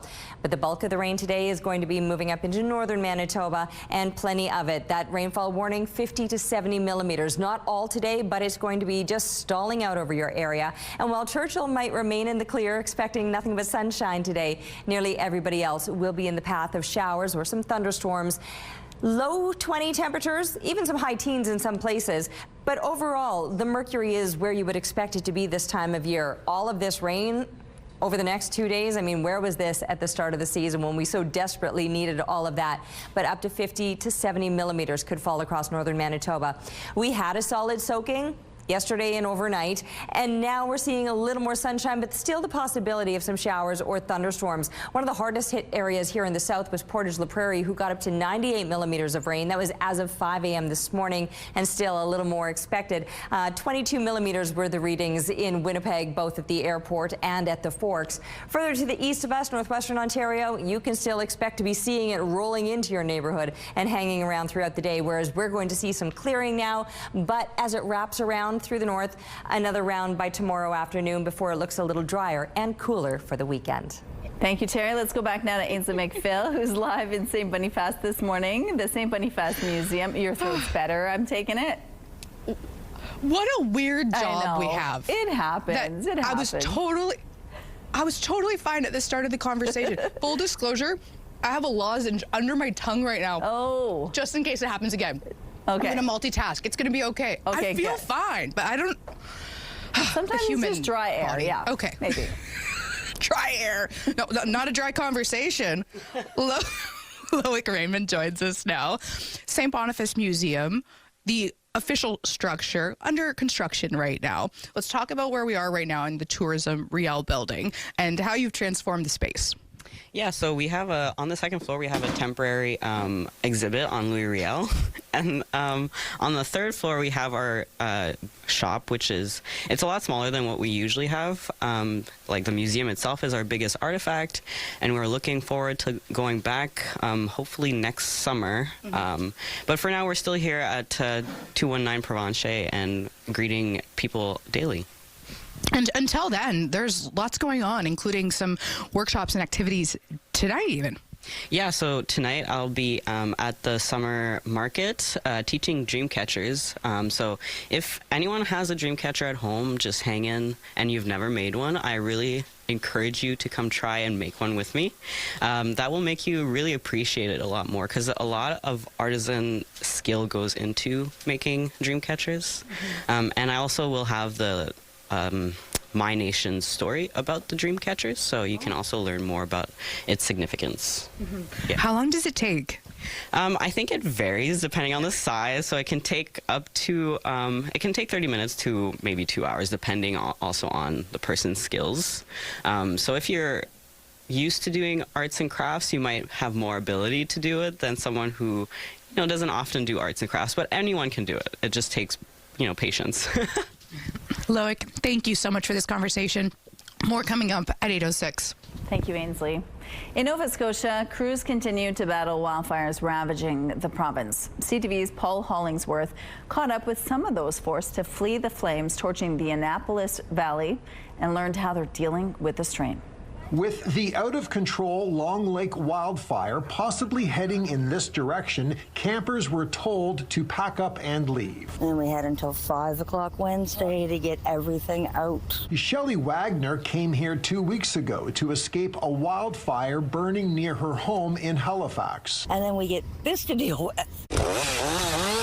It's just too much. Jason Freeman is hauling Wagner's trailer to a safe location. Freeman is also a volunteer firefighter. I helped out with the Shelburne fires back in 2023, so it just brings back memories of that, of people evacuating, and the teamwork. Teamwork in the form of random acts of kindness, like community members dropping off bottles of water for the volunteers. That's something that can't get enough of. A steady stream of support from people who are grateful for the work being done to save their homes. Well, it's good because it could be my house that's in danger. This wildfire is putting a lot of stress and strain on the entire community. The people who live in this area and have been evacuated have the option of staying at the Red Cross shelter. Evacuee Julie Hannum has chosen to not stay at the shelter.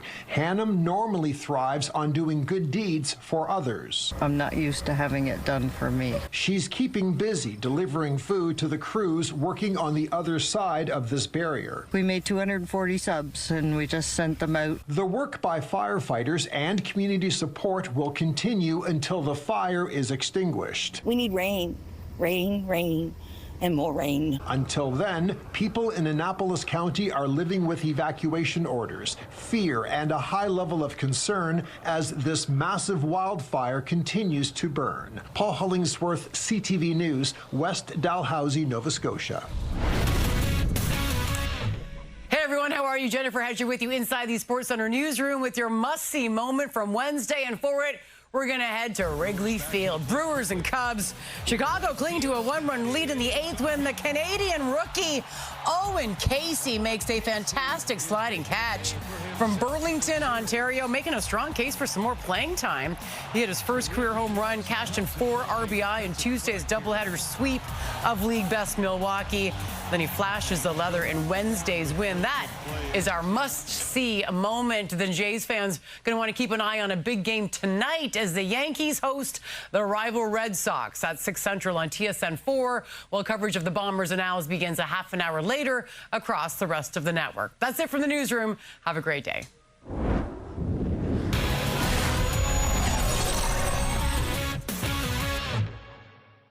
TSN Must-See Moments brought to you by Super Blinds and Draperies, your Hunter Douglas shade provider for over 40 years.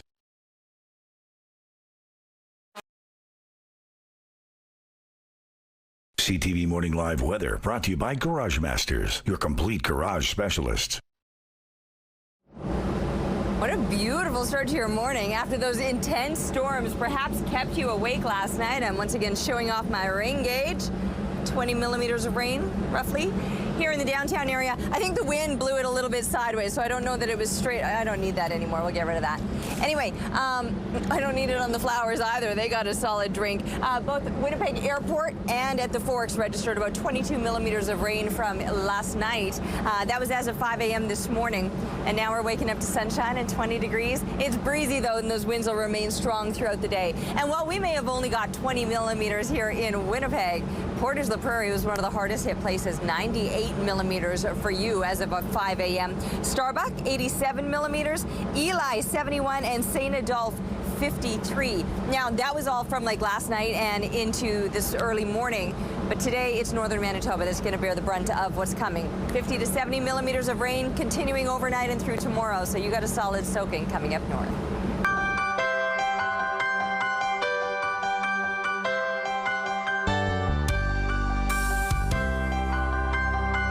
When kids are sick, the Make-A-Wish Foundation helps to make their dreams come true, either with a special trip, a visit with their hero, or even a shopping spree. But these wishes would not be possible without fundraising. A special fundraising event this weekend is doing just that, raising money to make kids' dreams come true. It's called the Ride for a Child's Wish Family Fun Day. It's happening in the Interlake, and you need a horse or a motorcycle to take part. Joining us now are the coordinators for Ride for a Child's Wish Family Fun Day, Silver and Gary Peltier. Good morning to both of you. Hello. Hi. Thank you so much for joining us. This started 37 years ago. Yep. And you both started it. Yep. It was an idea that popped into your head. Why did you want to do this? We moved to the country, wanted to get to meet our neighbors, sort of thing. Come from the city. We had our horses. We had 3 young children ourselves, sort of thing. Decided we'll go on a little trail ride, have a picnic, a little bit of a barbecue, and try and raise some money for a charity. So we approached one charity, and he said, if you raise $1,000, I'll put your name on a brick. And didn't like the way it sounded, sort of thing. So we were at Home Expressions, walked up to a booth that was Children's Wish. They'd only been in Manitoba for 6 months. Talked to the chairman of the board at that time, who was a military officer from 17 Wing. He simply said, if you give me a dime today, it's a dime I didn't have yesterday. So he gets emotional every time he tells the story. Every time. Yeah. Because you've raised more than a dime over the 37 years. So the very first year, we only raised $750. So we wouldn't have got our name on a brick. But we've raised almost $1.8 million right now. Yes. Are you serious? Yes. Oh my goodness, that is amazing. So you've literally made kids' wishes come true. Yes. What kind of wishes are we talking about here? Anywhere from trips to meeting famous, famous actresses and stuff. Yeah. We just built a play structure for a young girl in Inwood, sort of thing. She wanted, they said, wish big. I want 100 swings and 100 slides. So we couldn't quite do that, but we had a very nice play structure that we made for her and everything else like that. So and she was thrilled. She's like 5 years old, and she's just thrilled and stuff. And they'll be at the ride. You know how they have a rope ladder on a thing? Yeah. Well, she'd come down backwards, so she's hanging on to the rope and walking down the rope ladder backwards. And we're all looking at her, okay, way to go, girl. So this is happening this weekend. Yep. It's the 37th annual, even though there's a few years there in COVID years, so 35 really. Yep. What do you want people to know about how they can take part in this? You don't have to have a horse, and you don't have to have a motorcycle. Okay, so I was wrong. Come on out. Well, come for supper. Come on out for supper. Come on out for the auction. Come on out for the live band and enjoy what's going on during the day. It's all to raise money for kids. We have Heather Pretty Parties coming out. We have Wild Willow Ranch Rescue with unicorns. They dress up. Oh my gosh, so fun. For kids and stuff. And then we have our live band, as chances are, in the evening, and we have a huge auction. We're hoping to make 100 prizes. We used to in the past. It's been struggling to get it there, but we're trying to get 100 prizes. We have saddles. We have a horse. We have. This sounds fun. Yes. I mean, you make it sound like it's the most amazing experience. If somebody's watching this, they want to take part this weekend. It's happening Saturday. It's in the Interlake region. What do they need to do? Come out to, it's on highway number 6. Right off the highway sort of thing. Just before Woodlands, there's signs everywhere. And it starts at? The ride actually leaves, the horses leave from 11, 11:30 and 12 from our place. The motorcycles leave from Warren Fuel, which is right on number 6 highway. That's a 250-kilometer ride through the Interlake. So up through Stonewall, Toulon, Inwood, and up in that area. We have 2 different stops along the way. Sounds amazing. Back to number 6 along the highway sort of thing, yeah. They end up at our place, and then there's a party. There's a party. It's a kids' entertainment and supper, huge supper. You can't meet the meal. Okay. 4 market-sized hogs, 1,000 pieces of chicken, corn on the cob, baked potatoes, We Perfect. make our own beans from scratch. That's amazing. Okay, well, if you want more details, we do have a link on our website. Thank you to both of you. Thank you. Thank you. Community Connection is brought to you by Mr. Reuter Plumbing. Born to be a hero, trained to be a plumber.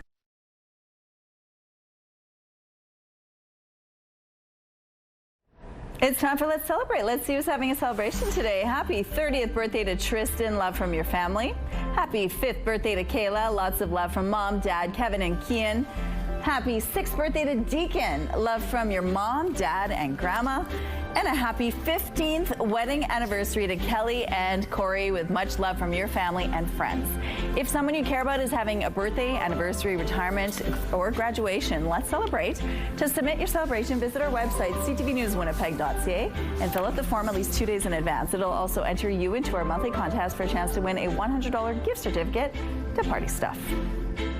Let's Celebrate, brought to you by Party Stuff, 3 Winnipeg locations and at partystuff.ca.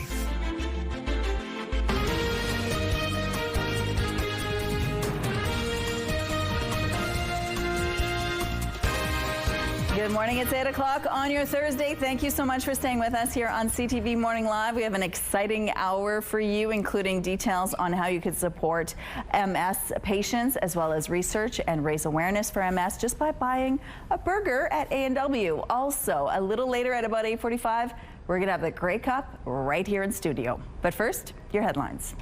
Search for missing Norwegian hiker. Mounties now believe he was swept away by the Hayes River. Plus, Canada's Foreign Affairs Minister meets with U.S. Secretary of State. Will sanctions and tariffs dominate the conversation? And a dragon rises in Ontario. Why one couple's pipe cleaner project grew into something extraordinary. Bringing in Terry now. We woke up to some crazy storms today. It feels like things have calmed down quite a bit, though. Okay, we woke up or we were woken up by?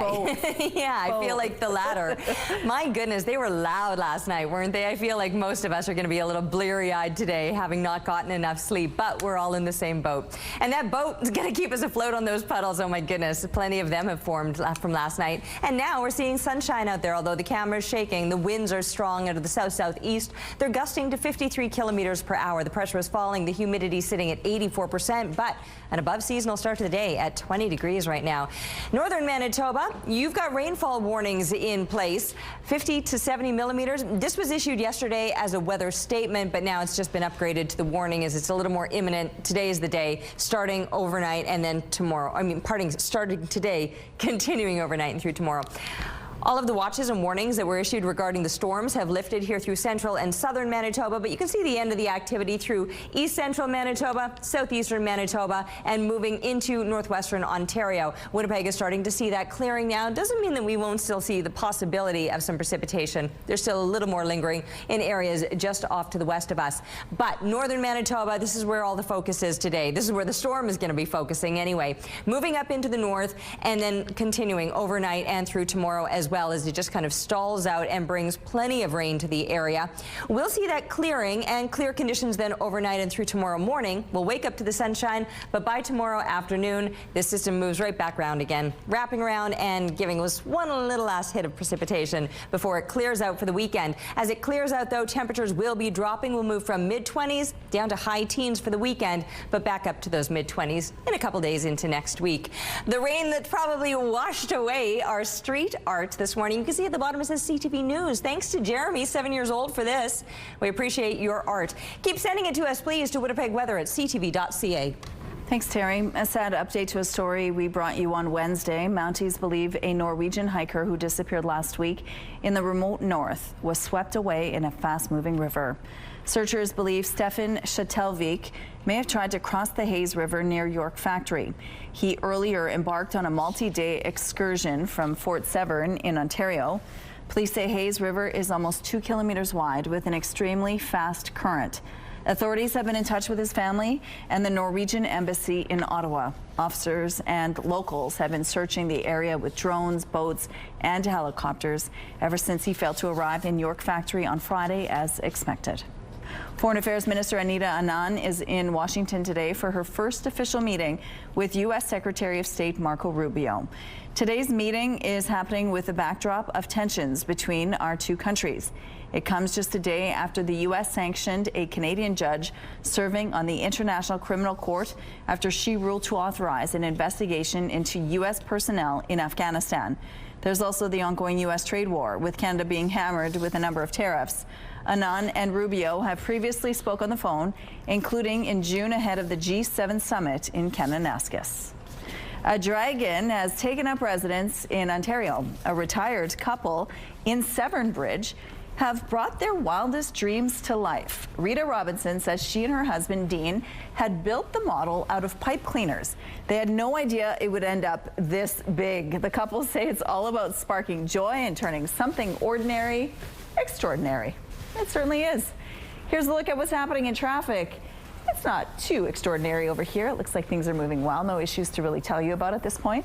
If you see any problems out on the drive, please let us know. Let's go back now to Ainsley McPhail, who's live in the St. Boniface area. We're talking about Jeudi Franco Thursdays. Good morning, Ainsley.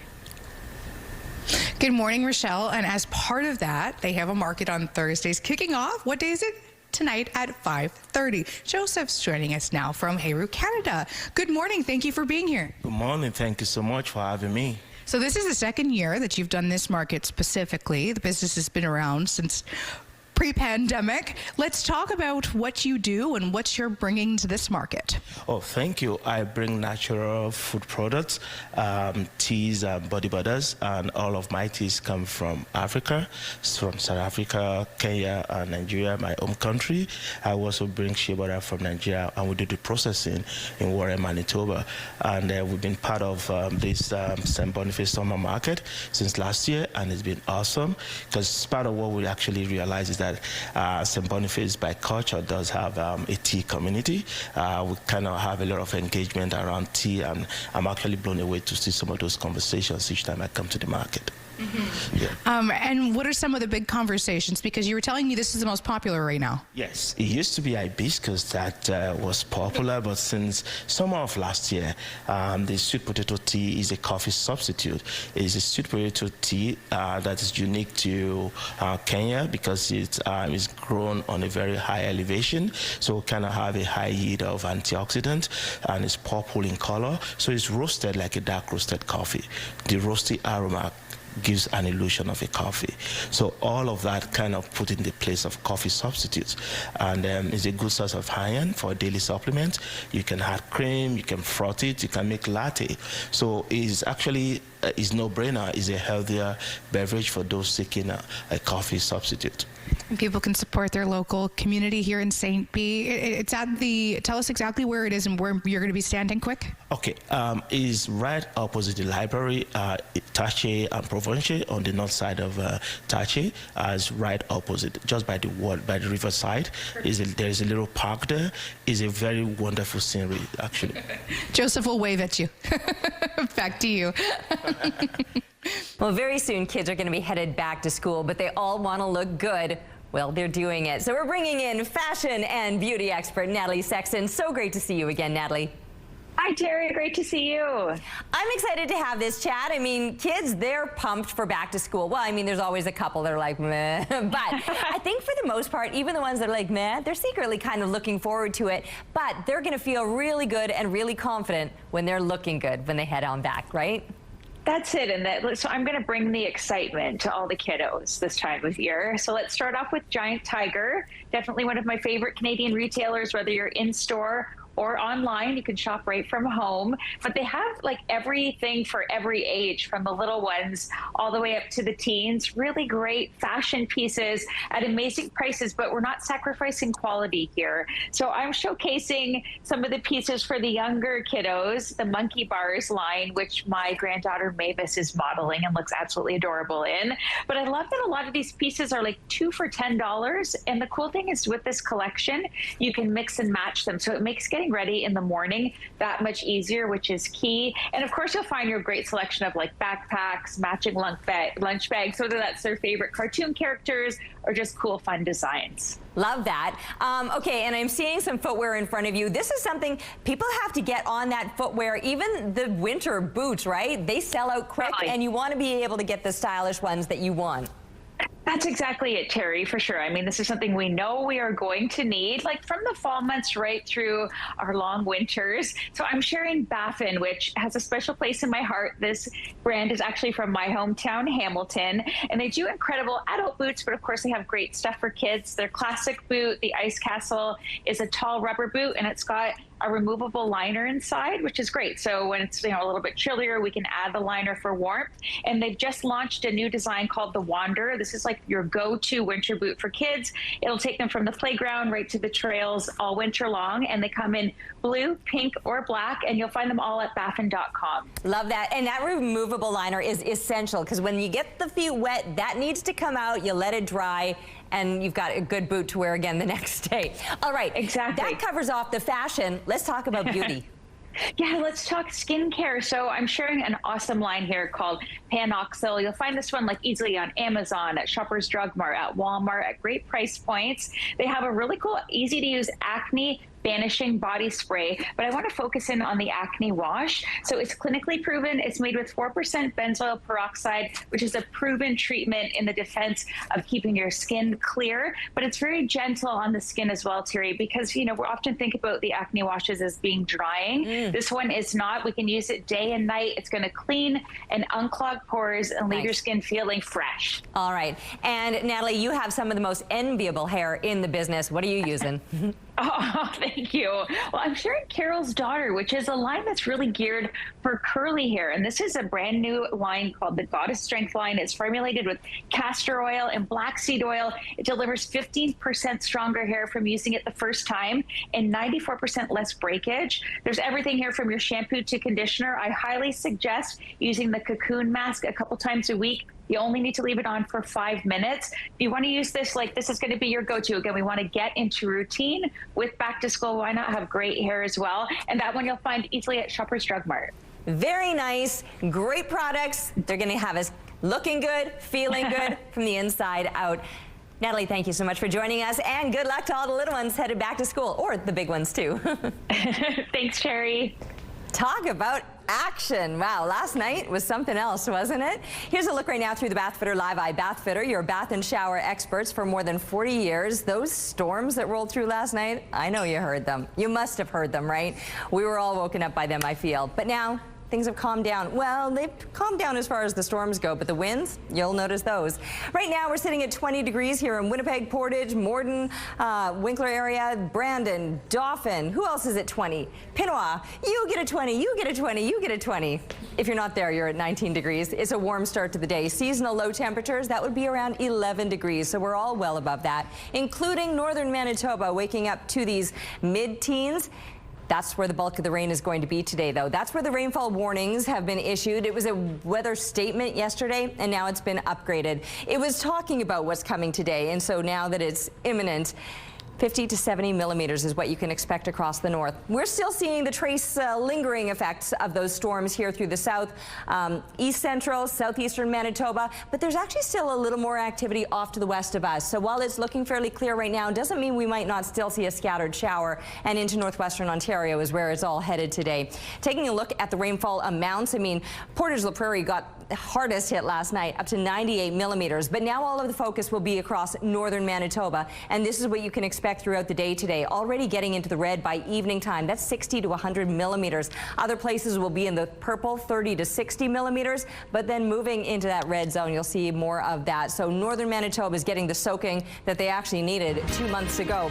We've got some warm temperatures today, but it will be cooling down a little below seasonal for the weekend, but the mercury on the rise once we're looking further ahead to next week.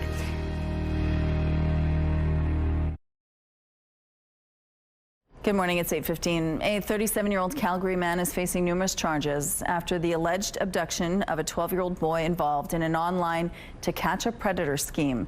CTV's Jordan Canagan now on how he was caught and the warning from police. It was near this area in the Cooper's Crossing neighborhood of Airdrie. A 12-year-old boy escaped from a kidnapper. There are numerous youth, ages 12, 13, so quite young, that have been involved in a catch the predator scheme.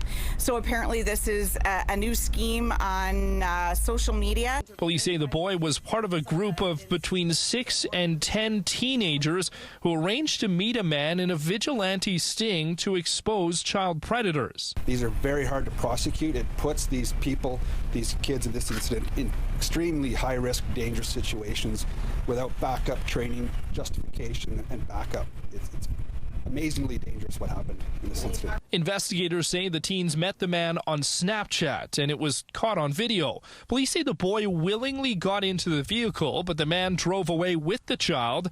The boy was able to escape a short time later. Multiple teens and other witnesses called 911 and police tracked the suspect to northeast Calgary. This has not been done before here in Airdrie. In my service time of 23 years, I haven't been involved in a similar investigation where we have somebody setting up to catch a predator or anything along those lines. This is a very unique incident. 37-year-old Zane Merchant of Calgary is facing numerous charges, including kidnapping, sexual interference, and breach of conditions. He does have a history with police. This offender is known to the ICE unit. We've had more than one investigation and file with this offender, which again speaks to the dangerous and high-risk nature of meeting strangers, conversing with strangers. Jordan Canigan, CTV News, Airdrie.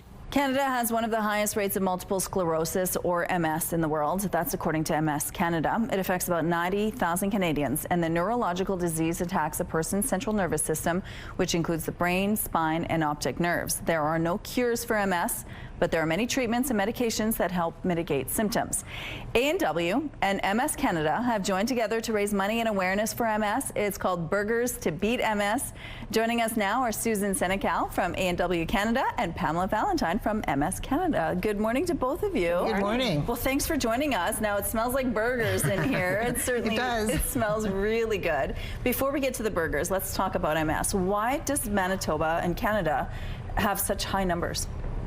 Well, Pam, talk to you a little bit about that. Yeah, we really don't know. We think that it's a combination of genetic and environmental factors, but Canada does have the highest rate, and that means 12 Canadians every day are being diagnosed. That's shocking. Yeah. And it affects people in what age group? It tends to be young, so we've seen cases even into childhood. Oh my goodness. And of course, it's often sort of when people are launching their lives, when they're starting their new first jobs or getting married, and so not only is it hit people young, but it affects people for their entire life. And there's no cure? There's no cure, but there is some really significant hope on the horizon, and we think that we're going to be able to, in the next 10, 15 years, be able to prevent the disease from happening. We've made a ton of progress. In the course of the partnership with A&W over the last 20 years, there's now 20 different medications that are available, and we've seen incredible health outcomes. We've reduced mortality by the disease by 30% and offset disability by 10 plus years. So we got to keep going. That is incredible. And of course, you want to raise awareness and you need funds to do more research to hopefully find a cure one day. And so you have this special event happening today at all A&Ws across the country. Across the country, and especially in Manitoba, where A&W got its start in Canada. So yes, $2 from every teen burger sold today will go directly to the work of MS Canada to both fund important research as well as to support the lives of people living with MS. It's really unique that A&W started in Winnipeg in 1956. Yes. And it's still like a big deal here. Yes, it's a big deal, and we love coming back here to Winnipeg. This is one of our favorite stops. People in Winnipeg and in Manitoba are really generous. Over $50,000 was raised last year just in this province alone, and we're back at it this year with Burgers to Beat MS in every restaurant in the country. Okay, so how does it work? People want a burger today, what do they do? They come into any A&W, drive-through, mobile order, come inside the restaurant, order a teen burger, and $2 will go directly to the work of MS Canada. And they can also donate online. There's a website that they can find and donate to, as well as, put some change in. They can round up their bills, all kinds of ways to donate and get involved. You'll see in the restaurants, there's lots of cutouts and places where people have written their names. It's a really exciting day for us. And if they don't eat meat, there's still some options to support the cause. We have a plant-based burger, the Beyond Meat burger, and they can absolutely have a teen burger made that way as well. So yes, lots and lots of options for anyone who comes in. Okay, so if someone's watching this right now, they're probably going to get hungry today. You're encouraging them to get a burger. Get a burger. A teen burger. Get involved. A teen burger. Yep. and have a tasty way to help a really important cause in Canada. Okay, and you brought some team burgers here. They look We did. amazing, so why not? And then, of course, you can have root beer along with that and enjoy the ride. It's almost essential. Now, the money raised will go to research, right? It goes to research and it goes to programs that help people in every community across the country. What a partnership you've had over 17 years. We're exceptionally grateful to the A&W franchisees who are just coming out in every part of the country. Well, there you go. If you want to support the cause, go to A&W and buy a burger. Thank you, ladies. Thanks very much. Thank you. Yeah, I'm hungry after that for sure. All right. Here's the thing about today. It seems beautiful, doesn't it? It's going to be a little bit breezy. It's also going to be a little bit warm, but it's not going to be anywhere near as stormy as it was, say, last night. Did those storms get you up? I know they had me up a little earlier than the alarm clock. 20 degrees right now and just some sunshine over us, or at least a mix of sun and cloud. But that breeze I mentioned will be on the stronger side out of the south right now, gusting to 46 kilometers per hour. The pressure is falling, the humidity sitting at 87%. And yeah, feels a little bit muggy out here. It will still be a warm one, warm, windy, with the possibility of some showers or thunderstorms today. But the bulk of that activity has pushed off to the east. East central Manitoba, southeastern Manitoba, still seeing some of that storm activity into northwestern Ontario is where it's all headed. But more of that is moving up into northern Manitoba, and that's where plenty of rain is expected. We talked about it yesterday when that statement was issued by Environment Canada, but today it's a straight up warning. 50 to 70 millimeters of rain expected across northern Manitoba, beginning today, continuing overnight, and still falling for tomorrow. So those totals will be cumulative over the next couple of days. And that storm, as it rolled in, this is what it looked like in the Glass area. Thanks to Kelly for this photo. Keep them coming, please, to Winnipeg weather at ctv.ca. CTV Morning Live Weather brought to you by Mr. Lube Plus Tires. Same-day oil and tire changes. A classic children's fairy tale is coming to life on stage in Winnipeg this fall. It's a ballet version of Hansel and Gretel. The Royal New Zealand Ballet is bringing an imaginative staging of the Brothers Grimm classic to the Centennial Concert Hall. The performance features an original jazz-infused score and sensational costumes and lighting. It also includes a Wizard of Oz-style burst from black and white into dazzling color. Hansel and Gretel runs October 9th through 12th. For tickets, visit the Royal Winnipeg Ballet's rwb.org. Comic-Con is adding a pair of TV heroines to this year's guest list lineup. Rose McGowan, who took on Ghostface in the original Scream movie and also caused chaos in Quentin Tarantino's Grindhouse, will be making an appearance. She'll be joined by Australian actress Eliza Taylor, perhaps best known for her starring role in the post-apocalyptic thriller The 100. They're joining a fast-growing list of stars you can expect to see at this year's event, which runs October 24th to the 26th at the RBC Convention Centre. A Canadian country singer-songwriter is hitting the road in the new year with a stop right here in Winnipeg. And Jade Eagleson will bring his hits to Club Regent Event Center on January 31st. The CCMA Award winner and Juno nominee has a series of #1s, including Telluride, More Drinking Than Fishing, and She Don't Know. Tickets go on sale Friday through Ticketmaster. CTV Morning Live is brought to you by Robin's Donuts, your favorite stop.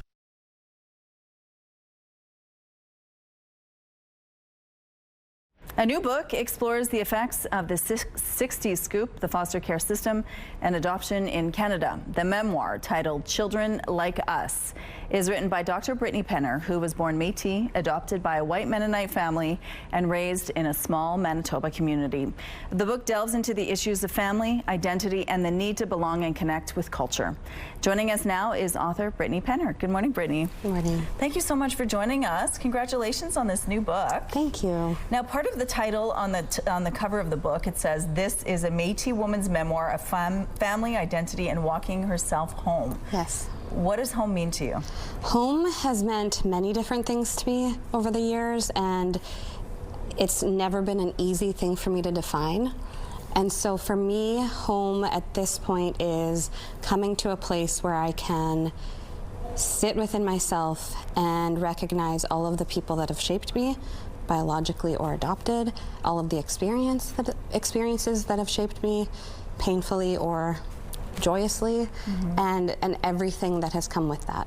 And so home is more state of being for me than an actual physical location or a physical family. Let's take it right to the beginning. You were born. When you were born, in the book, you claim that your identity and your culture were taken from you. Tell us what happened. I was born I think on the day of my mother's high school graduation. I was taken. She didn't get a hold of me. She didn't get to know what color of my eyes were. And then as soon as that happened, and as soon as I was put into the system, which it was basically immediately, my name was redacted. Any biological information was redacted. So essentially, when my adoptive parents wanted any information, it was a 1 or 2 page document saying my APGAR scores when I was born and some medical information, and that was the gist. And so it was physically actually sealed, put away, and then symbolically, of course, too, but physically taken. Tell us about your childhood with your adopted family. My childhood was filled with a significant amount of turnover in that I was raised alongside 21 fostered siblings until I was about 7. And my father's Mennonite family is a large extended, he has 13 siblings, which was very kind of common within the area in that age.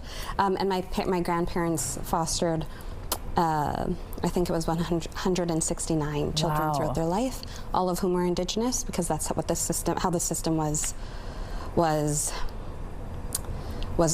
arranged or how the system existed at that point. Right. And so there was a lot of Indigenous children around me, and we were coming and going because you came as fast as you went sometimes. And so it was a lot of, family was never a permanent fixture. And yet we were a family, and I remember that time of my life very fondly, interspersed with moments of very real loneliness. You delve into that in your memoir. You are having a book launch at McNally Robinson in early September. Everybody is welcome to check it out, right? Yes. Okay, and please do. Yes, and this is happening on September 5th at 7 p.m. at McNally Robinson. Thank you so much. Children Like Us, written by Brittany Penner. Thanks, Brittany. Thank you. All right, outside this morning, the bulk of the storms have passed, and now waking up to beautiful sunshine. It's 20 degrees right now, though it feels like 26. A little bit humid out there, breezy too, with winds out of the south gusting to 46 kilometers per hour. The pressure is falling and the humidity is sitting at 87%. So yes, things have settled down here in southern Manitoba somewhat. Northern Manitoba, it's only just begun. The rainfall warning is in place across much of the north. This was yesterday a weather statement and has now been upgraded to the warning as today is the day that it'll all begin and then continue overnight and through tomorrow. And I say things have settled down somewhat here in the south. All of these severe thunderstorm watches and warnings that had been issued earlier this morning have lifted, but you can still see some activity through east central, southeastern Manitoba, and moving further east into northwestern Ontario. And even here we too, though it's starting to look a little bit better, have the possibility of showers or thunderstorms today before the massive clearing happens into the late afternoon and evening. South winds will be strong and gusty at times, up to 50 clicks. And mid-20 temps expected today, slightly above seasonal even. Now dropping down to 13 degrees overnight, the clear conditions, but a shift in the winds while they'll be out of the south today, later this afternoon, shifting out of the north, remaining with north winds overnight, still on the stronger side.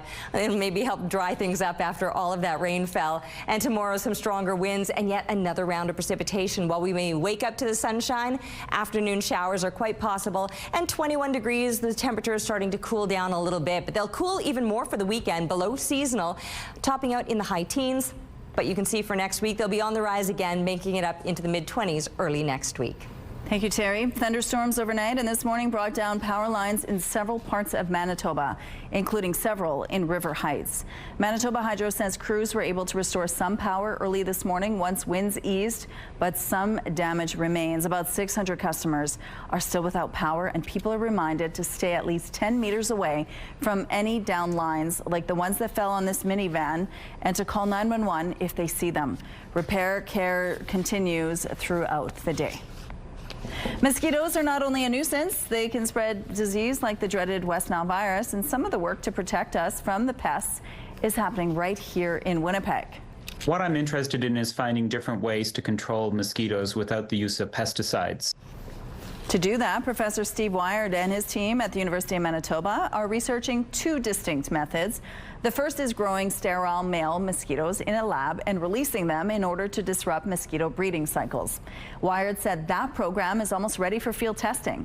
The other is developing a new type of repellent. What we know is that they have all of these little odorant receptors on their antennae, so their noses are their antennae, and they're smelling us that way. And what we would like to know is what odorants are they detecting from us, and how can we block that? This season, mosquito populations are already quite low. The city's average daily trap count right now is sitting at 1. Meanwhile, provincial data shows the highest concentration of mosquitoes testing positive for West Nile virus are in the Southern Health region. The total number of human cases this year remains at 1, and that was connected to travel outside the country. It's just about time to start back to school shopping, and with the ongoing trade war, you may notice some higher prices on store shelves. As CTV's Danton Unger shows you, clothing and technology are seeing some of the biggest spikes. April Bell and her 3 kids are getting an early start on back-to-school shopping. I want to get it done early, so I'm not trying to rush for favorite backpacks or whatnot, so get ahead of the rush, hopefully. But this year, those school supplies could cost her a bit more, thanks to the ongoing trade war with the U.S. Artist Emporium owner Janine Johnson says this year, due to tariffs, many of her suppliers have upped their prices. Not only are they seeing increases, we're having a hard time sourcing some products because many of the companies are refusing to deal with certain countries. Take this sketchbook, for example. Johnson says it's costing her 25% more than it did last year. We're trying to keep all the pricing we can at the old pricing.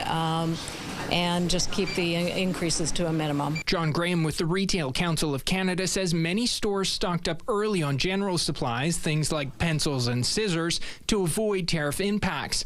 But parents shopping for other back-to-school items like clothing and technology could face higher prices. We see and anticipate continued escalation of pricing out of China and Vietnam for clothing because of U.S. tariffs. And then the U.S. global tariff approach on technology producing countries is also having that similar negative approach. Graham says this just adds to the ongoing inflation and budget constraints facing families, and that's one of the reasons All Saints Anglican Church has been collecting school supplies. Markers and crayons and pencils. Father Rob Scheck says for the past 3 years, his congregation has been donating supplies to students at Mulvey School. It's a need he expects will grow. As family budgets begin to be stretched further and further, the need will become greater and greater, not just for school supplies, but for food. And this is where community organizations and churches and groups like us have an opportunity to come alongside and help meet those needs. For Belle, she says she's not too worried. No, but it's definitely to keep something in mind, so always looking for a deal or a bargain. Danton Unger, CTV News, Winnipeg. And along Donald Street, things appear to be moving quite well over here. No issues to tell you about. If you see any problems out on your drive, let us know. And a look at your gas prices now. The Canadian average is $1.36. The provincial and Winnipeg averages are lower at $1.32. The lowest price in the city is $1.25. All this info is on gasbuddy.com. Price at the Pump brought to you by kidneycard.ca. Get a free tow and a tax receipt for value of your car. For our question of the day, we wanted to know what's the best book you've read this summer and what did you love about it. Marlene says, Don't Believe Everything You Think by Joseph Nguyen and the book called Let Them. Natalie says, I love Real Life Storybook. I just read a series of books by David Pelzer. April, Written in Bone is a fascinating forensic anthropologist memoir. That's cool. Jesse says the best book I've read this summer is What You Are Looking For Is in the Library by Mosquito Ayama. It's a collection of short stories about 5 characters who are all having difficulties in their lives. They each meet this librarian who can sense what they need in life and gives them a book to overcome their problems. I like it. Thanks for your responses. Let's go now to Ainsley McPhail, who's been hanging out at St. Boniface. It's a good place to be any day. Yes, especially Thursdays, though, Rochelle. Jeudi Franco Thursdays. So much going on, and whether it may be the market that we touched on in the last segment or art activities in this one, Felix Sturck-Lucier joins us now to tell us all about that. Tonight, it's Poetry Night. Yes, it is. Poetry and popcorn, and it's just going to be an evening of, there's going to be a few different poetry activities set up just to get you going if you've never written anything. It's very, very friendly to anybody who's never created anything.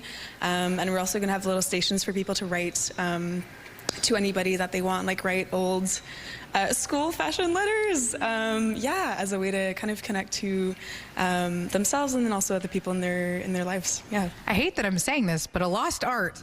I know, it's too bad, but yeah, we had some younger teen girls who were really excited about the idea, so maybe there's hope that it will be revived in the next year. Nobody at home roll your eyes. This is very nostalgic for some people and cool. Okay, what else has been going on in terms of the activities? Because you've been cycling through them throughout the Thursdays. We have been, yeah, there's been a lot. There's been a very wide variety of things happening. We kind of did like a little bit of a census in the area at the beginning of the season just to ask people what kind of activities they would want to do this summer, and so we got a bunch of different answers, and so we've been doing a mix of art stuff, kind of like painting workshops, some printing stuff. We've been doing physical activities, like we did Tai Chi in the garden last week, which was really fun. What else did we do? We did a movie evening where we screened Stefan Oestrich's FM Youth movie. A bunch of different things. It's been really great.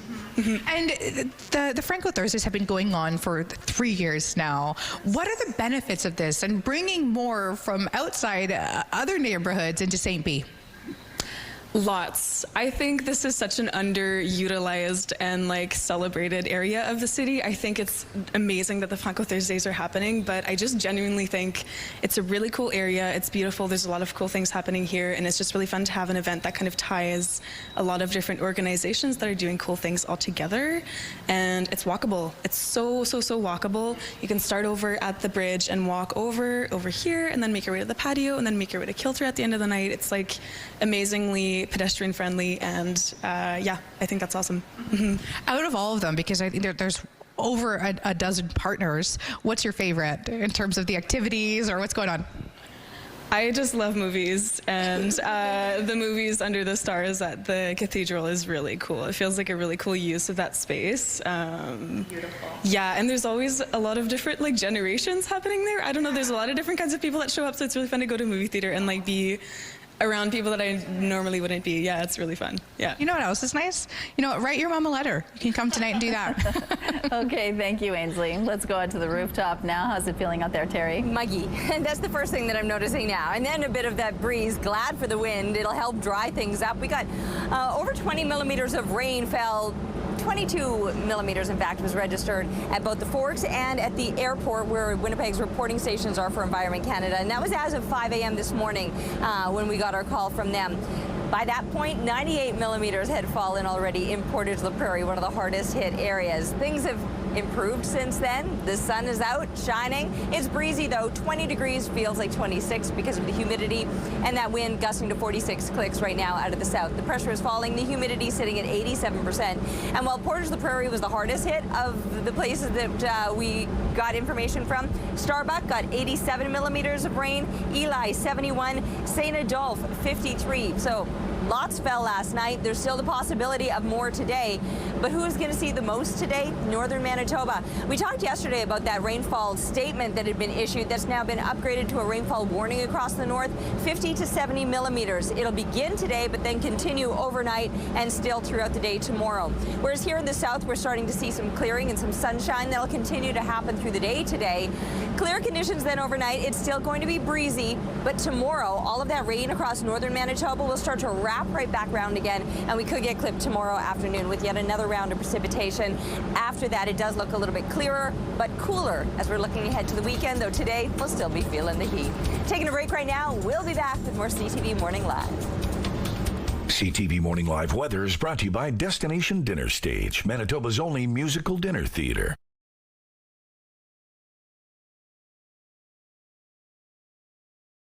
Have a news tip? When you see news happening, let CTV News Winnipeg know. Text your tips, pictures, and videos to 10400. That's 10400. Message and data rates may apply. Good morning, it's 8:45. Some important traffic information now. Some downtown streets are closing this weekend for the Canadian Elite Basketball League Championship celebration. Streets around Canada Life Centre are closing today at 9 a.m. Hargrave, Carleton, and Edmonton streets will all be closed between Portage Avenue and St. Mary Avenue. One lane on these streets will remain open for parking access. Graham Avenue will also be closed between Edmonton and Donald. The streets will open again Monday at noon. Good news if your commute takes you between the city's core and the Elmwood area. The city is reopening the Louise Bridge ahead of schedule. By Friday morning, traffic is expected to be flowing over the century-old bridge. It shut down initially in May after an inspection revealed corrosion, which needed immediate attention. That closure was then extended into September. But the city says crews got the work done faster than expected. The bridge is still in need of some $40 million worth of rehabilitation work, which could start as early as next year. Researchers have developed a tap-and-go method to tap whales using drones. The tap-and-go drone tagging approach is a new way of being able to put basically a small computer on the back of a whale. The researchers study sperm whale communication using non-invasive technologies to understand their behavior and support marine conservation. Using drones is a less invasive and faster way to tag them. The tags collect data on whale behaviors, including bioacoustics and dive depth. Traditional tagging requires researchers to use boats, which also requires researchers to approach the whales closely. The Grey Cup game is happening in Winnipeg this year, and organizers are getting ready for the big showdown at the Princess Auto Stadium November 16th. Before the big game, Winnipeg will host all kinds of events throughout the week for Grey Cup Festival, which include a social concert series and even a street festival. And joining us now are Winnipeg Blue Bombers President and CEO Wade Miller, and the Grey Cup is also here, as you can see, with its handler Jeff McQuinney. Good morning to both of you. Good morning. It's so cool seeing it up close and personal like this. What does it mean to both of you to have it back here in Winnipeg? Well, the only time I touch that or around that is when we win it. So it's been a little time for that, but Jeff does a great job on behalf of the CFL and taking care of our coveted trophy. Absolutely. Across this country. Jeff, I'm sure everywhere you go as its handler, you get bombarded by people. We saw it happen here in the newsroom. Right. People just can't help but flock around you and the cup. It's the greatest storybook we know. You know, you look at, it only has 2 verbs, presented and dedicated. We have 4,049 names on there. And they're truly just 4,049 chapters of one of the greatest books we have that tells great stories about people that are on this Grey Cup that have sculpted this country. And it's more than just X's and O's. It's about a personality. It's really cool that the Grey Cup is happening here in Winnipeg this year, and there's all kinds of stuff happening the week leading up to the big game. What do you want fans to know about what they can expect? Well, we're throwing Canada's biggest social. So it's, you know, time for Manitobans and Winnipeggers to get engaged and to show the rest of the country how we throw a social. And that's the theme of the Grey Cup Festival, is Canada's biggest social, and that's going to start really on that Thursday night with the Player Awards, and then just carry on to that weekend. Concert series, the Coors Light concert series down at the Convention Center and Team Party Rooms will be the hub for all those activities. And then we've got a great TELUS CFL fan experience in Canada Life Family Zone at the U of W Recplex with the Wawinishi Street Festival right outside. So there's things for everybody. There's free activities during the week. You will have more information coming out on that. GreyCupFestival.ca to get all of that information. If you want to volunteer for the week, there's still that opportunity, and you can do that through that GreyCupFestival.ca website. And then come game day, Princess Auto Stadium, CFL's last fans, you know, we need to make sure that's full of Bomber fans, which, you know, we're 90% sold through already for the game. So we're looking forward to, you know, throwing a great party for the week and a great game day at Princess Auto Stadium. Let's talk about the odds of the Bombers getting to that game. Right now they're sitting at 5 wins, 4 losses. Last year they were a little behind as well. Yep. What is it going to take this year to get them there again this year?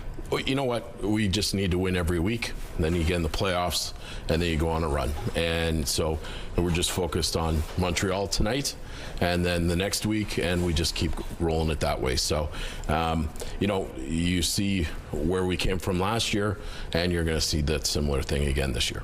Now, Jeff, you are its handler, of course, the beautiful cup here that we have in our studio.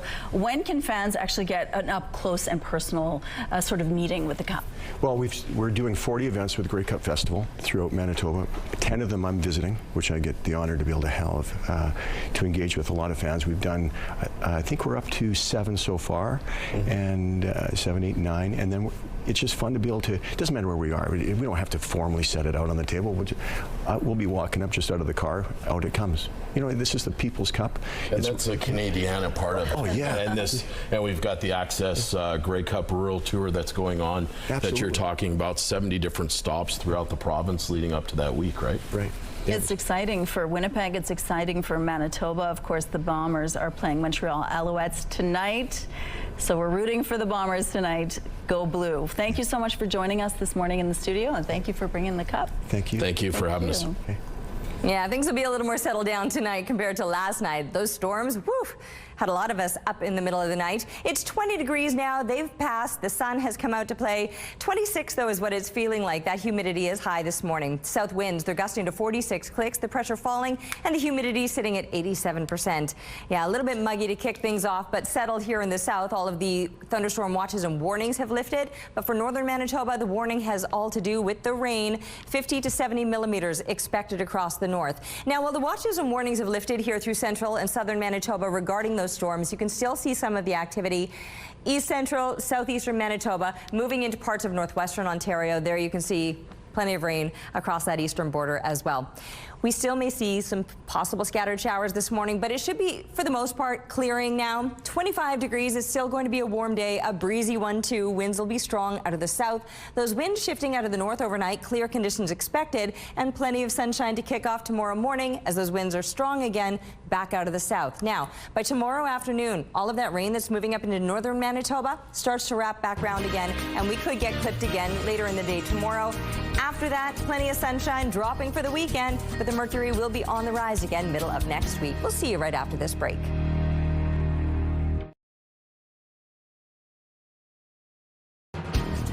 Rooftop arrangements provided by Lacoste Garden Center.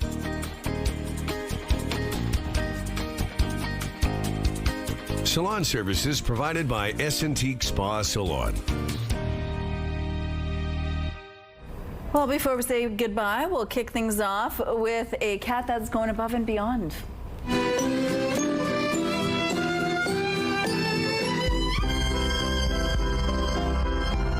What a jump. Not even 8 layers of tape could keep this flying feline down. Outfitted with wings, Calvin the cat clears the barrier and soars into the hearts of over 37 million viewers in this viral video. The wings make it, and the slow-mo. Absolutely. And a core memory these kids will never forget. The one I love, the one I love. All aboard the Dad Ride. This amusement park is exclusive to only kids. Watch as they all get flipped over by Dad one by one, having the time of their lives and coming back for more. Just waiting for one of them to barf on Dad. And then lastly, spa days aren't just for adults.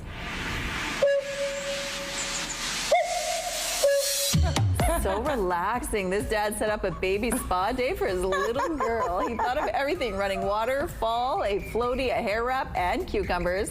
#1 dad here. All right. Love it. That does it for us. Have a good day. We'll see you tomorrow.